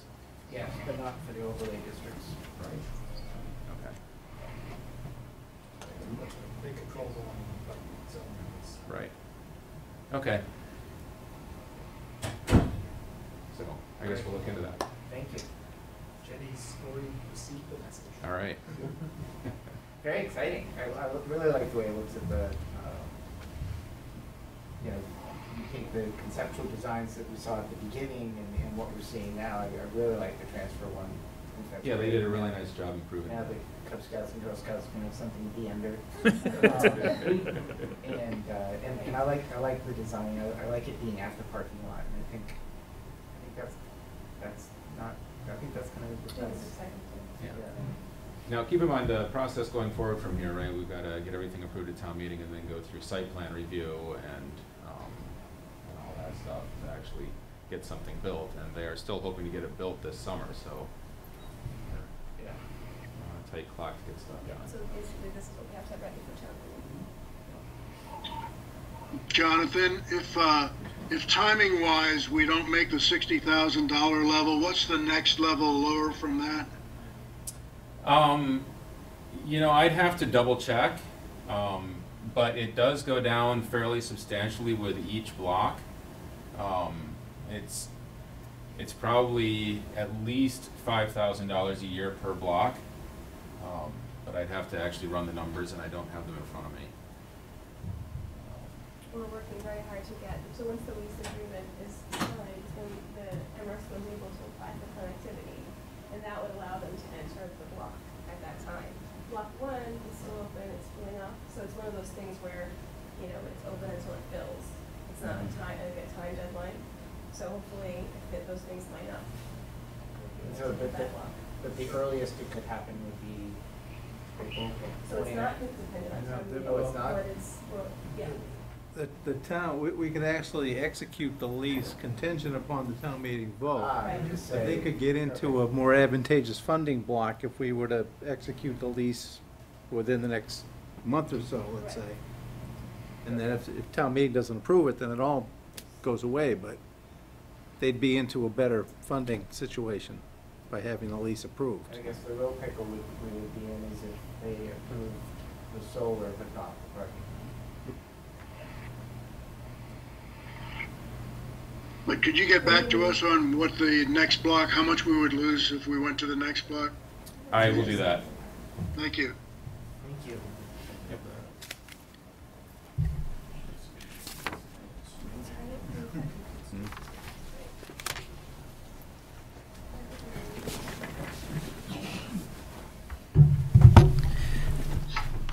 Thank you very much. I remember when Eric Zimmerman made the public comment that if we're going to do this, we had to do this in a way that would make Carlisle proud of us. And these renderings certainly look like they fit that bill. Yeah, they look really great. Great work. Thank you guys very much. Okay. Agricultural Commission.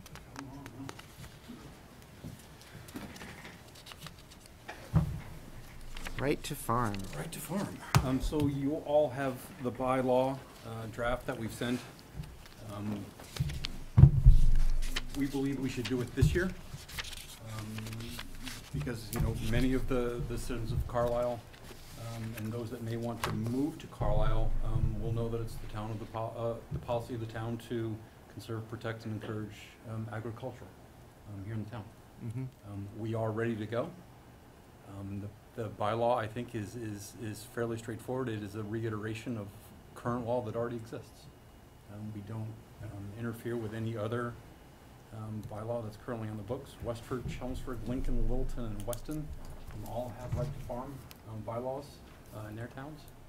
So I think it's pretty straightforward. Okay, and had the draft bylaw changed from the last one that we saw the last time you were here? Have there been any changes to it? Okay. And so I think I just want to follow up on the question that I had because you answered it, and just want to make sure everybody knows that it was answered. My question was whether or not the right to farm bylaw conflicted with our noise bylaw, and you found that no, it doesn't, because in fact it's already been excluded from the right from the noise bylaw. Yes. Okay. And was that checked with you, Tom? That was okay.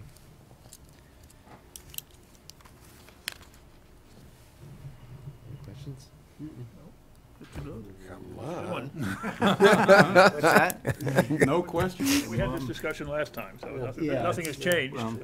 We didn't want to skip over them. Yeah. Yeah, well, yeah, have them in and it's again. good just to follow up on the noise part, because you answered it to us and, no conflict. you know, all three people watching CCTV. Absolutely. Okay, Harry, do you have any questions? No, I see absolutely no downside to doing this, so. Okay, so he's not gonna vote in favor of it.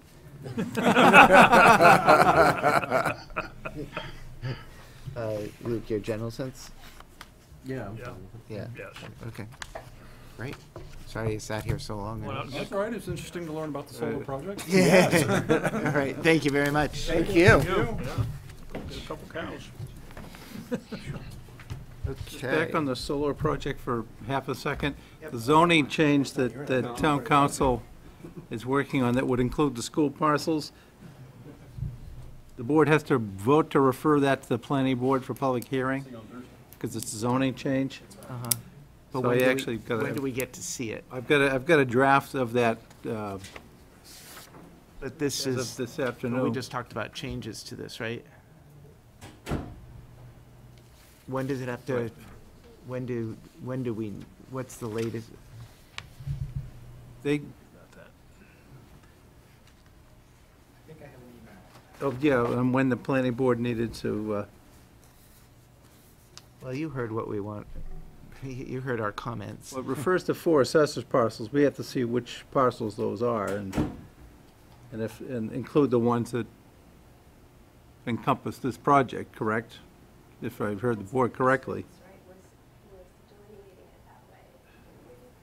So I'm not familiar with that. Debbie's been doing the draft amendment, so we'll have to consult with her. Yeah. I guess my question is, do we have to refer it today, or can we maybe Well, I would ask the board to take a vote to refer it, but we don't actually send it until we amend the language to include the parcels that the board wants. well, and, And we're not locked in on specific language. So- okay, So we're referring to them a version. We can change the version. You could present an amended version of the public hearing, Yeah. okay. but they can't schedule the public hearing until Oh, I see. until they, Okay, so all we're doing is getting the clock going for when it has to be Correct. scheduled, so we can, right, we can Clean it up still before clean up the that. language, but they need to schedule the hearing. okay. All right. Is there a motion? I move we forward the proposed zoning bylaws to the planning board for public hearing. For, hold on one second. Okay, can I give a proposed motion that you could- Sure. Okay. Go right ahead. Is there a motion to, what is the term? Refer. Is there a motion to refer the changes to the zoning bylaws for large-scale ground-mounted solar photovoltaic facilities? Oh, no, for ground-mounted solar, or is it just for the solar overlay district?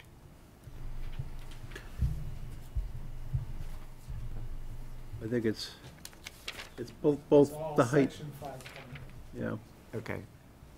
it's also the Is height there of a the canopy at motion the to transfer station. refer zoning bylaw changes to sections section 5.8 in all of its subsections? Is that good enough? Second? Okay, sorry about that. It's all right, go right ahead. All right, any Like further nobody said. discussion? Okay, Carrie? Kissinger, aye? Oskalilowai. Brown eye? Louis, aye. Okay, it's referred. All right. Okay, supplemental complete streets design funds. We don't have anything. Linda again? This is gonna be really quick too. This is not actually about the design funds. As you remember, we talked about the design funds not covered by complete streets would be covered by the operating budget, so, I just have to know, how was the event today? It was wonderful. We got $250,000. That's my I'm kind of sorry, meeting. this is, yeah, this is it. Go to more of those. This is it, yeah. Can I touch it? Yeah. Oh, this is great. What she's referring to is today, the state awarded the town of Carlisle $250,000 for its complete street project. For pedestrian safety and access improvements in town center. So, this article is actually about, You're gonna use the screen again, Melinda? Yeah. So they might wanna move. I didn't know that's what 250,000. so the warrant article is actually about implementing the crosswalk safety recommendations from the engineering study that was done last fall. You don't need the Wi-Fi. And this should be quick depending on how much, because I don't feel like I have to provide a lot of background. The board will recall that this came up in response to residents' concerns over safety issues at crosswalks in and around town center, mainly on Bedford Road. There was a public forum a little over a year ago where this was discussed and some things were set into motion, one of them being that we engaged with Tech, the engineering firm, to begin following the steps that would enable Carlisle to apply for funding for the Complete Streets program. So, let's see.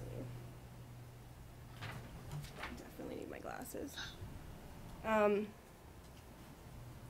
This would address pedestrian safety and access. So remember, we adopted the Complete Streets policy. They assisted us with developing the prioritization plan. And once that was accepted by the state, we were eligible to apply for funding for Complete Streets. What was not considered in the engagement was a specific, more drilled down look at safety issues at those crosswalks. So it was determined that, and TSAC recommended, and this board directed us to expend funds to conduct an engineering study to look specifically at how we could improve safety at 3 representative crosswalks on Bedford Road. So the one from Library to Ferns, 142 Bedford Road, where there were several crashes and observed unsafe conditions, and Banta Davis. So we engaged with Stamsky and McNary to look at existing conditions and make recommendations specifically about how we could improve safety at those crosswalks. And the engineering report became available this fall. And there were several recommendations, and just to refresh your memory, Deb and I were here in November, and we had talked about, this is what we had talked about at the time, because of the timing, we didn't know whether we were going to receive Complete Streets funding or not. And some of the things that were recommended in the report were covered by our Complete Streets grant application, but then there were a couple of things that were not. So they would have required additional funding. And at the time, the conversation was really kind of about, well, what should we do? How should we plan for this? And the conclusion was we would have, we'd consider 2 warrant articles. If we didn't get the funding to implement the recommendations at each of the 3 crosswalks, the ones in yellow were the ones that had the price tag associated with it. The ones with blue were ones that DPW would probably be able to cover. So the good news is we did receive the funding, so that means that in order to implement the additional crosswalk safety recommendations, we will be going with the $50,000 warrant article.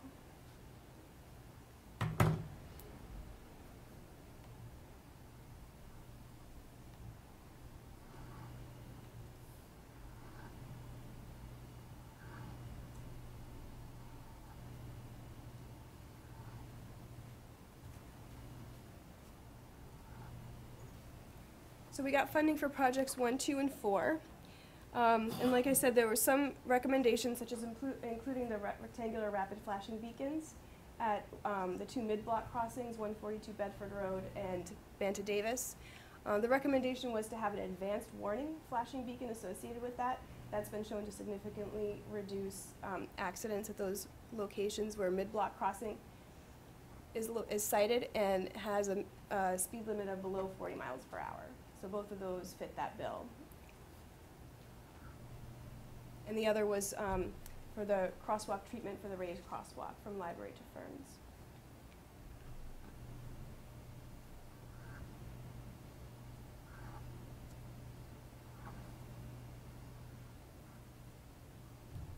And that was it.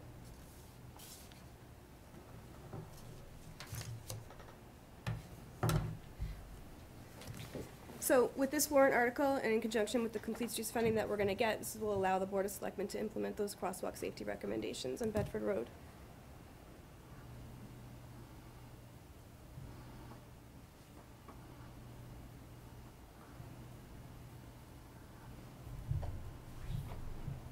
So this is saying that if you could just go back one more, are these projects based upon recommendations from the engineering, or recommendations based upon the recommendations that were stated during the public forum? No, this is from the engineer's report, from Stamsky and McNary's analysis of those crosswalks specifically, and their recommendations of what to do. So some of the things that they recommended were already included with our grant application, but there were a couple of items that weren't, so that's what this is about. Okay, because that's not what that warrant article is saying, right?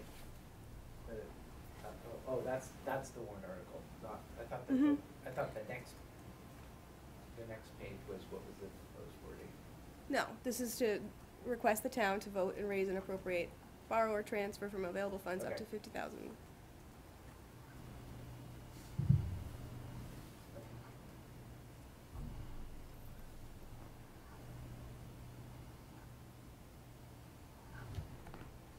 This is kind of the funding breakdown.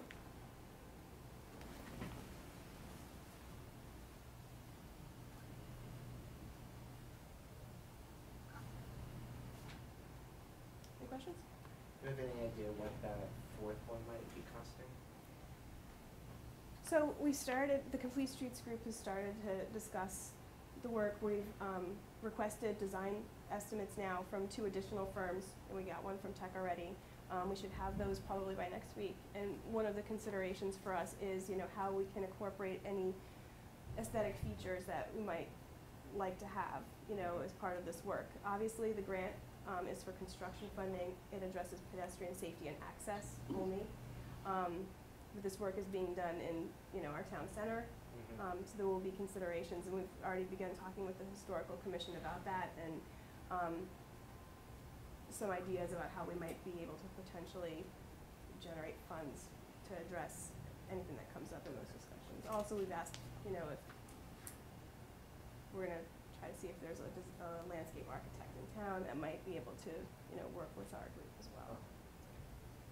And do you know, total aside, but do you know at what point will we start to see some of the preliminary engineering work and design changes to be able to provide input into that? Because it's a pretty substantial potential change to the center of town. Yeah. I just want to make sure we have plenty of opportunity to Right. impact that change. So we have the concepts, and from there, like I said, we've started discussions with a couple of different engineering firms, and we're waiting for those for estimates to come back. And once that comes in, we'll have a better sense. We'll look at those side by side, and we'll be able to, start to advance that discussion at that point. Okay. But certainly, we'll have an opportunity to weigh in on that. absolutely, and there should be also public, public Mhm. forums on this as well. Okay, great, thank you. Yeah.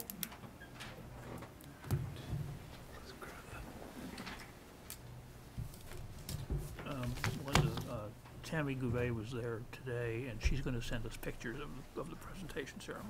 Oh, that would be great. I'm sure that probably the mosquito would like that too. Yeah. So if there are, they should be copied. Okay, Carrie, did you have any questions? No, I don't. I didn't actually mean thank you, I think we're all done. It was, we were gonna come up here. Oh, okay. You don't have any questions? Kind of our second round through it? Yeah. Well, then I We guess discussed this previously. The sound level has gone down quite a bit, unless you're just speaking less forcefully, but it's harder to hear for some reason. it's getting We were later. speaking more softly, Carrie. So there was one other thing that Tim had mentioned, that we should create an official Complete Streets committee or task force or whatever, right? We already have. I mean, we have the working group that's been working on this up to this point. But you wanted to formalize that in some way, right? Yes, and I think I totally dropped the ball on that with Tim, so I'll have to come back to you, Well, Tim. Right, no, yeah, we don't have it on this agenda, but Right. we did want to formalize the Yeah. committee. all right. Since we're So I talking can real money. provide to you the list of kind of who's on it now, and what boards have been represented and what committees are already represented there. And it's probably going to look very similar to what's going on now. Okay.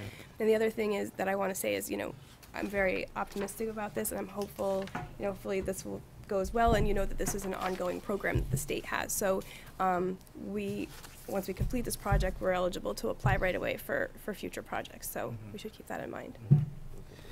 Yeah, so I guess one thing that I will say, just to give some immediate feedback, is, I'm not at all against the 50,000 for the crosswalks.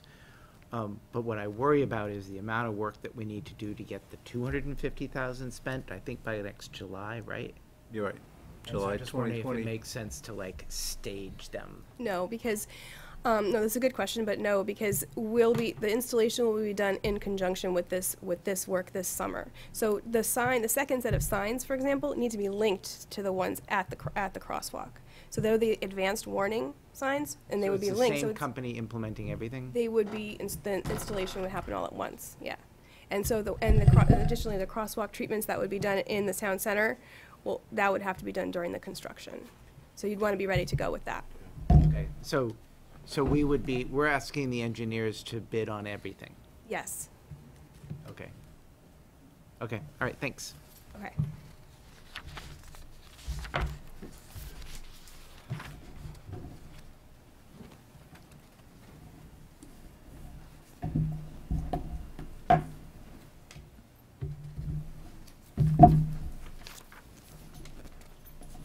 That's it for the warrant articles? Yes. Okay, and so next time we have which ones? Cemetery deed. The list is there for the 12th. You got it. Have it. Okay.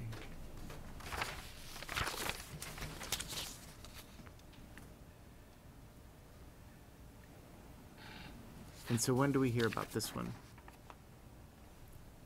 That one is a citizen's petition, so it goes on the warrant, No matter what. no matter what.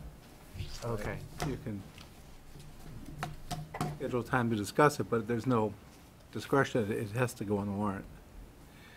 As is. It can't be amended in any way. Okay. But next time, it's the planning board zoning article, it's the master plan funding, 2123 Bedford Road, CCRSD capital article. They're coming to talk about their capital project. And the Household Recycling Committee has that resolution regarding pay-as-you-throw that they'd like the board to put on the warrant. Yep. For those four next time. Okay, is 2123, is that a citizen one? Yes, it is. That's the one that Eric Adams and Yeah, I think it's so Beasley why would we hear about one but not both of them? Oh, no, I get, you're right. You're So let's you're put right. let's put the deer one on for March Okay. 12th. Sure. Okay. So I think that some of you anyway are here, so this will be on the March 12th agenda. So you'll be asked to do a presentation. Uh-huh. I know that the Board of Selectmen was considering doing an article. This is totally separate. This is just the article that I had submitted. Mm-hmm. Okay, so March 12th. Yes, this would be yours, and I think what we would need to discuss after hearing yours, because yours will go on, is there a need for another article? Because if this one passes, then there's no need for anything else, right? You mean passes at the town meeting or passes at the March 12th? We don't have a pass or fail say. It's a citizen's petition, so this is going to town meeting as is. Do you have a recommendation? Well, we haven't, that's, so what we're doing now is we're hearing from the people who are presenting their articles. That's what we did today. That's what we'll be doing on the 12th. You'll be doing your presentation. And then at a future meeting, we will be taking a position on them. But all it is a position. It's town meeting that decides. So probably won't be taking a position on March 12th. But that would be your opportunity to come in and tell us about it, so that then we would take a position on it. Very good. Yes. One other question. The article today, I think, was allocated about 15 minutes each. Is that what is going to be the allocation for the time, so I can plan a presentation? So we'll have 5 next time. Yeah, I think that's probably a reasonable, let's see, we had, 1, 2, 3, 4, yeah, we had a little bit more than 15 this time, but some of them were really big ones. So I would plan on 10 or 15 minutes. And we could do just what we saw today. I mean, verbal, view graphs, whatever we bring in is Yep, just keep in mind, anything that you present is public record, so just if you could make sure we have a copy of it, so that it can be attached to the meeting, or be referenced in the meeting, in the minutes. But yeah, it's fine if you want to do a PowerPoint, you don't have to. The one thing about doing a PowerPoint is that it is then on CCTV, so if anybody streams it later or anything, they can see the PowerPoint and not have to come in and look at the, okay? All right, so you'll be on the 12th. Thank you. Yep. All right. So cemetery deeds. I move that the Board of Selectmen vote to transfer land in the public burial ground to, oh boy, Xiaoming Wan? 160 Commonwealth Avenue, Boston, Mass. 02166-2736 at Green Cemetery Lot D25, graves 1, 2, and 3. Okay, is there a second? Second. Okay, all those in, Oskalilowai. Brown eye? Lewis, aye. I move that the Board of Selectmen vote to transfer the land in the public burial ground to John H. Keating and Celeste U. What is that? I can't read it. H-O-E? Hone. Is that how you pronounce it? Hone. Hone. 133 Forest Park Drive at Green Cemetery, Lot D, 192, graves 3 and 4. Second. Any, Oskalilowai. Brown eye? Lewis, aye. It's printed out weird, it's all fuzzy. I move that It's the your Board eyes. of Selectmen, it may be at this time of night, approve the request from Patricia Lasky as custodian of Green Cemetery deeds 629 and 630 to transfer land back to the town of Carlisle Cemetery Lot D-288, graves 1 through 4, and Lot D-289, graves 1 through 4. Second. Kissinger, aye. Brown eye? Oskalilowai, geez. Lewis, aye. Okay, thank you. Tim, handing it over to you.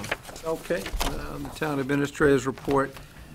Some of these items are kind of holdovers from the meeting we didn't have 2 weeks ago. So the first item is regarding the bond anticipation note sale. You'll recall that you already came in and signed off on that. So I guess we're asking for a vote after the fact, authorizing the board to execute those bond authorization documents, which have been so executed. I move that Completely the, backwards, but I move that the board approve a bond anticipation note sale of $3.6 million short-term borrowing. Is there a second? Second. Kissinger, aye. Oskalilowai. Brown eye? Lewis, aye. okay. Item number 2 is a little bit out of date as well. There was a modification necessary to the telecommunications site plan at the Banner Davis location. They had to move the, slightly relocate the driveway on the site, and that, the planning board held a hearing last night, and in fact did approve that amendment to the site plan. So that is going forward, and again, it was a pretty minor revision, and the building commissioner was aware of it as well. So it's more of information for you at this point. Item number 3, got a request from the Boston Brain Tumor Society again for a bike ride through Carlisle's streets on Sunday, May 19th. This is a fundraiser. It's an annual request, and you've approved it in years past. We have a motion for your action. I move that the board approve the Boston Brain Tumor Society's request to conduct a portion of its Sunday, May 19th, 2019 bicycle ride in the town of Carlisle, with the understanding that they shall consult with the police department regarding traffic and roadway safety issues. Second. Kissinger, aye. Oskalilowai. Brown eye? Lewis, aye. Okay. Thank you. The next item is requesting, Chief Fisher requesting the appointment of 2 special police officers, Jared Lehman and Eloy Roig, as special police officers. So I'll just jump in, Yep. if it's okay. Go So Chief Fisher did call me a couple weeks ago. We had postponed this meeting because of the snow. And so I went ahead and told him that to expect that we would be appointing them, and therefore he should go ahead and start sending them to training and get them uniforms and everything. Sorry, I kind of did it out of order, but he was under pressure, and it seemed like the right thing for us to do. Great. So if, does the board want to just take a vote to confirm the appointment of those two gentlemen? I would like to. I move that the board confirm the appointment of Jared Lehman and Eloy Rugg as special police officers for the town of Carlisle. Second. Kissinger, aye. Oscar Lilloye. Brown eye? Lewis, aye. Okay. Thank you. Number 5, very briefly, we have a proposal from Cindy Knock of the League of Women Voters for a new policy regarding signs in the Rotary. Rather than discuss it here this evening, I would suggest that the board refer it to the Traffic Safety Advisory Committee to study and bring an opinion and a recommendation back to you on that proposed new policy. Okay, do you have any idea did we get the? We did? I think you did. Basically, it's recommending signs on each of the islands as you come into the center. Right now, we have a one sign at a time policy, and this would allow multiple signs on the islands themselves. And But I would suggest that the traffic safety Yeah, I would committee suggest take a look at that. that they take a look at it and the Historic Commission also take a look at it, right? Although it's temporary signage, so they don't really have any, never mind, it's just temporary signage. It's not permanent, right? Okay. No, that's fair. So the TSAC should look at it. Yep. Okay. Oh, and then, let's see, next item, as you know, there's traditionally there's a Housing Authority appointment to the Community Preservation Committee, and that appointment's made by this board. Currently is not a representative, so we put it on there so the board would discuss and make that appointment. The Community Preservation Committee. So, we had our first meeting on Monday, and David came. David's been a member of CPC before through the planning board. And thankfully, he's expressed interest, so, as being the housing rep. So I'm expecting he will write up the grant agreements and prepare stuff for town. Ready to do some work, yeah. Exactly, yeah, slacker, yeah. So is there a motion to appoint David Friedman of something Hutchins Lane? 301. Is it 304? I think it's 301. 301, Hutchins Lane, to the Community Preservation Committee as represented the Carlisle Housing Authority. Housing Trust. Housing Authority. Authority. Yeah, he's the Oh, authority they're member now. still in Yeah. existence, isn't it? Yeah, yeah. So moved. Second? Kissinger, aye. Oscar Lilloye. Brown eye. Lewis, aye. Forgot my name. Okay, and then Kate had reminded me that the board needs to make 2 appointments to the Housing Trust. Maureen Deary and Jonathan Stevens were recommended to be appointed as the at-large members of the Housing Trust. Is that correct? Yes. So I know Maureen's here Maureen's tonight, here. but Thank you for she's coming. probably hoping to be appointed. Having sat through the last couple hours. Is there a motion to appoint Maureen Deary and Jonathan Stevens to the Carlisle Affordable Housing Trust? Addresses to be obtained later. So moved. Phil, yeah. Make it? Amy So moved, On the yeah. blank. Kissinger, aye. You can- Oscar Lilloye. That's her there, yeah. Yeah. Okay. Brown eye? Lewis, aye. You don't need to know how to spell Stevens, do you? Is it PH or V? That's right. That's right. Okay. All right. Then the upcoming meeting schedule, we're going to have our next coordination meeting on the 12th with the Finance Committee and moderator, long-term caps and the Municipal Facilities Committee. There'll be some additional presentations on warrant articles. And we'll be hearing the citizen petition regarding hunting. And we'll have a draft of the annual town meeting warrant for you to review. The goal is to finalize the warrant and all recommendations by the meeting on the 26th. We plan to go to the printers by that Friday, March 29th. That's really Cutting it close. kind of cutting it very close, but we've been assured that if we have it to the printer by that Friday, we'll have it back in 2 weeks' time, and we'll be able to mail it out to town residents. A lot to do between now and then, but. And also, just so everybody remembers, there is another Board of Selectmen meeting on the 7th. Yes. Right, for the Yeah, interviews. For the interviews. Mhm. Okay, thank you. And then we have minutes. I just need you, the town clerk asked for you to just Oh, I'm sorry. officially receive that notice of caucus and sign it as a. Yeah, got that. Right, So sign the one with the holes in it? No, I this have is- this is coffee the one. stains on mine. I've got the, I'm sorry, I've got the So, one for signature. You know, this is the first time we've had one on a Friday night, right? This is the, yeah, Alan's got the Friday. official notice. Yeah. I'm a little, Sign here, I'm a little bit worried that, I mean, I was back and forth with Tim about Yeah. this. I'm a little bit worried because so many people go skiing and everything, and, We each need to sign it? It's for the Board of Selectmen, so. Yeah, well, I guess you can all, Yeah, you can all Might sign as it. well all sign as it long as now. yeah, it's fine. yeah. Yeah, it is a Friday, which is a new concept.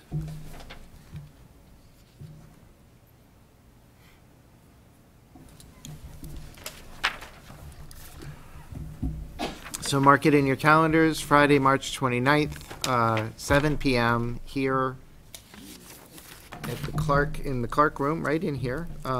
Who's gonna be moderating it? Do you know? I don't Okay. know. Usually done by the League of Women Voters, right? Right. Tim Hall used to do it, but didn't do it last year, There was a right? woman from Concord last time, I think. Right, I don't. I don't know. We'll find out. We'll ask the clerk. So anyway, I just because there are people here, so we have, you know, the moderator's an annual one. There are 2 members from the Board of Selectmen, 1 member from the Board of Assessors, 2 members from the Board of Health, 1 member from the Housing Authority, for a 5-year term, and another for a 3-year term, and another for a 2-year term. 3 members of the Planning Board for 3-year terms, 2 members for the School Committee, and 1 member of the Library Trustees for a 3-year term. So this is on March 29th. Friday. 29th, which is before the election. The election is Tuesday, March Yeah. 7th. I mean, before the, it can't be Tuesday, March 7th. May 7th. May 7th. May 7th, May 7th. But it's before town meeting. Town meeting is April 29th, right? So it's a month before. Okay, that's too bad, because then there's gonna be people nominated for 3 positions that may not, Well, it's possible.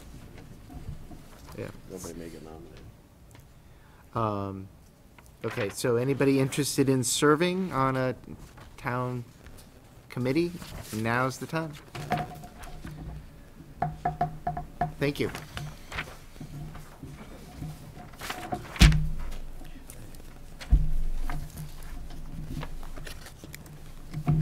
So I could not, I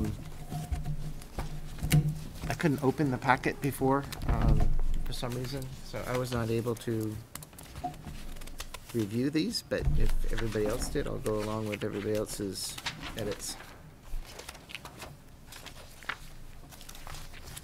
Is there just the one we put off last time, didn't we? Yeah. Anybody have any comments of the meetings for Tuesday, January 8th? They were submitted already. I assume are reflected in here. Okay. Anybody else have any comments? Were they all minor? Yeah. Yeah. Nothing of substance. Yeah. My name, things like that. Yeah, yeah. I'm so sorry. Okay. I move that we approve, that the board approve the minutes of Tuesday, January 8th, 2019, as submitted. Second. Kissinger, aye. Oskalilo, aye. Brown eye. Lewis, aye. Thank you. I move that the board of selectmen approve the minutes of Tuesday, January 29th, 2019, as submitted. Wait 1 second. boy. So, Did you want to read these again? nope. I'm fine. Second. I would refer you to the attachment between Claude Van Roskin and myself relative to pay as you throw. It's attached to the end of those minutes. It would be easy to miss them. So I encourage you to take a look at it because it speaks directly to the economics of it, of pay as you throw. Kissing your eye, other than that. Oscar Lilloye. Brown eye. Lewis, aye. Okay. I'm gonna pull We've that actually up. got a neat little calculator. Okay, so that concludes our public portion of the Board of Selectmen meeting. So thank you very much, everybody. Quick question, about the meeting Sure. March 29th, there's two events. The warrant article goes, the warrant goes to the printer, and then you mentioned a list of positions open on March 29th, and I didn't quite understand, one of which was a moderator and one which was other positions from the town. So- Is that like a special election? No, so that's the town caucus. And so that's where people who want to run for, it's not the only way to you can get it through getting a number of signatures. But if you go to the town caucus, if you're interested in one of the roles, you can have, you can go there, make sure that you have somebody who will nominate you for one of the roles and somebody who will second it. And then you will be able to run for that position. This is, yes, for any of the vacant positions. What I did was I listed off the ones that are coming up for election. So those will be on the election ballot on May 7th. So if you want to run for a position, come to the caucus, get nominated, get seconded, and then you'll be, if you miss it, it's okay. There is another way to do it. It's just more difficult. Yeah. Did I say that right?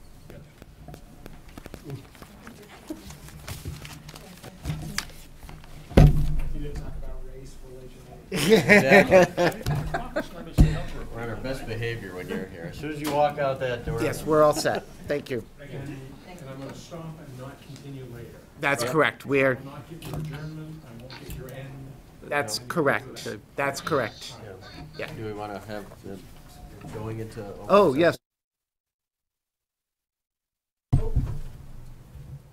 Okay, I move that the board enter into executive session pursuant Mass General Law, Chapter 30A, subsection 21A, paragraphs 2, 3, and 6, to discuss the strategy with respect to union police officers and non-union Chief Fisher, negotiations, potential litigation, J.J. Supple, and to consider the purchase of real property, 108 Stern Street.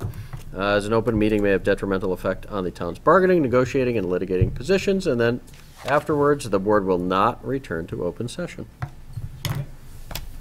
Kissing your eye. Oscar Lilloye. Brown eye? Lewis, aye. Okay. Thank you very much, everybody.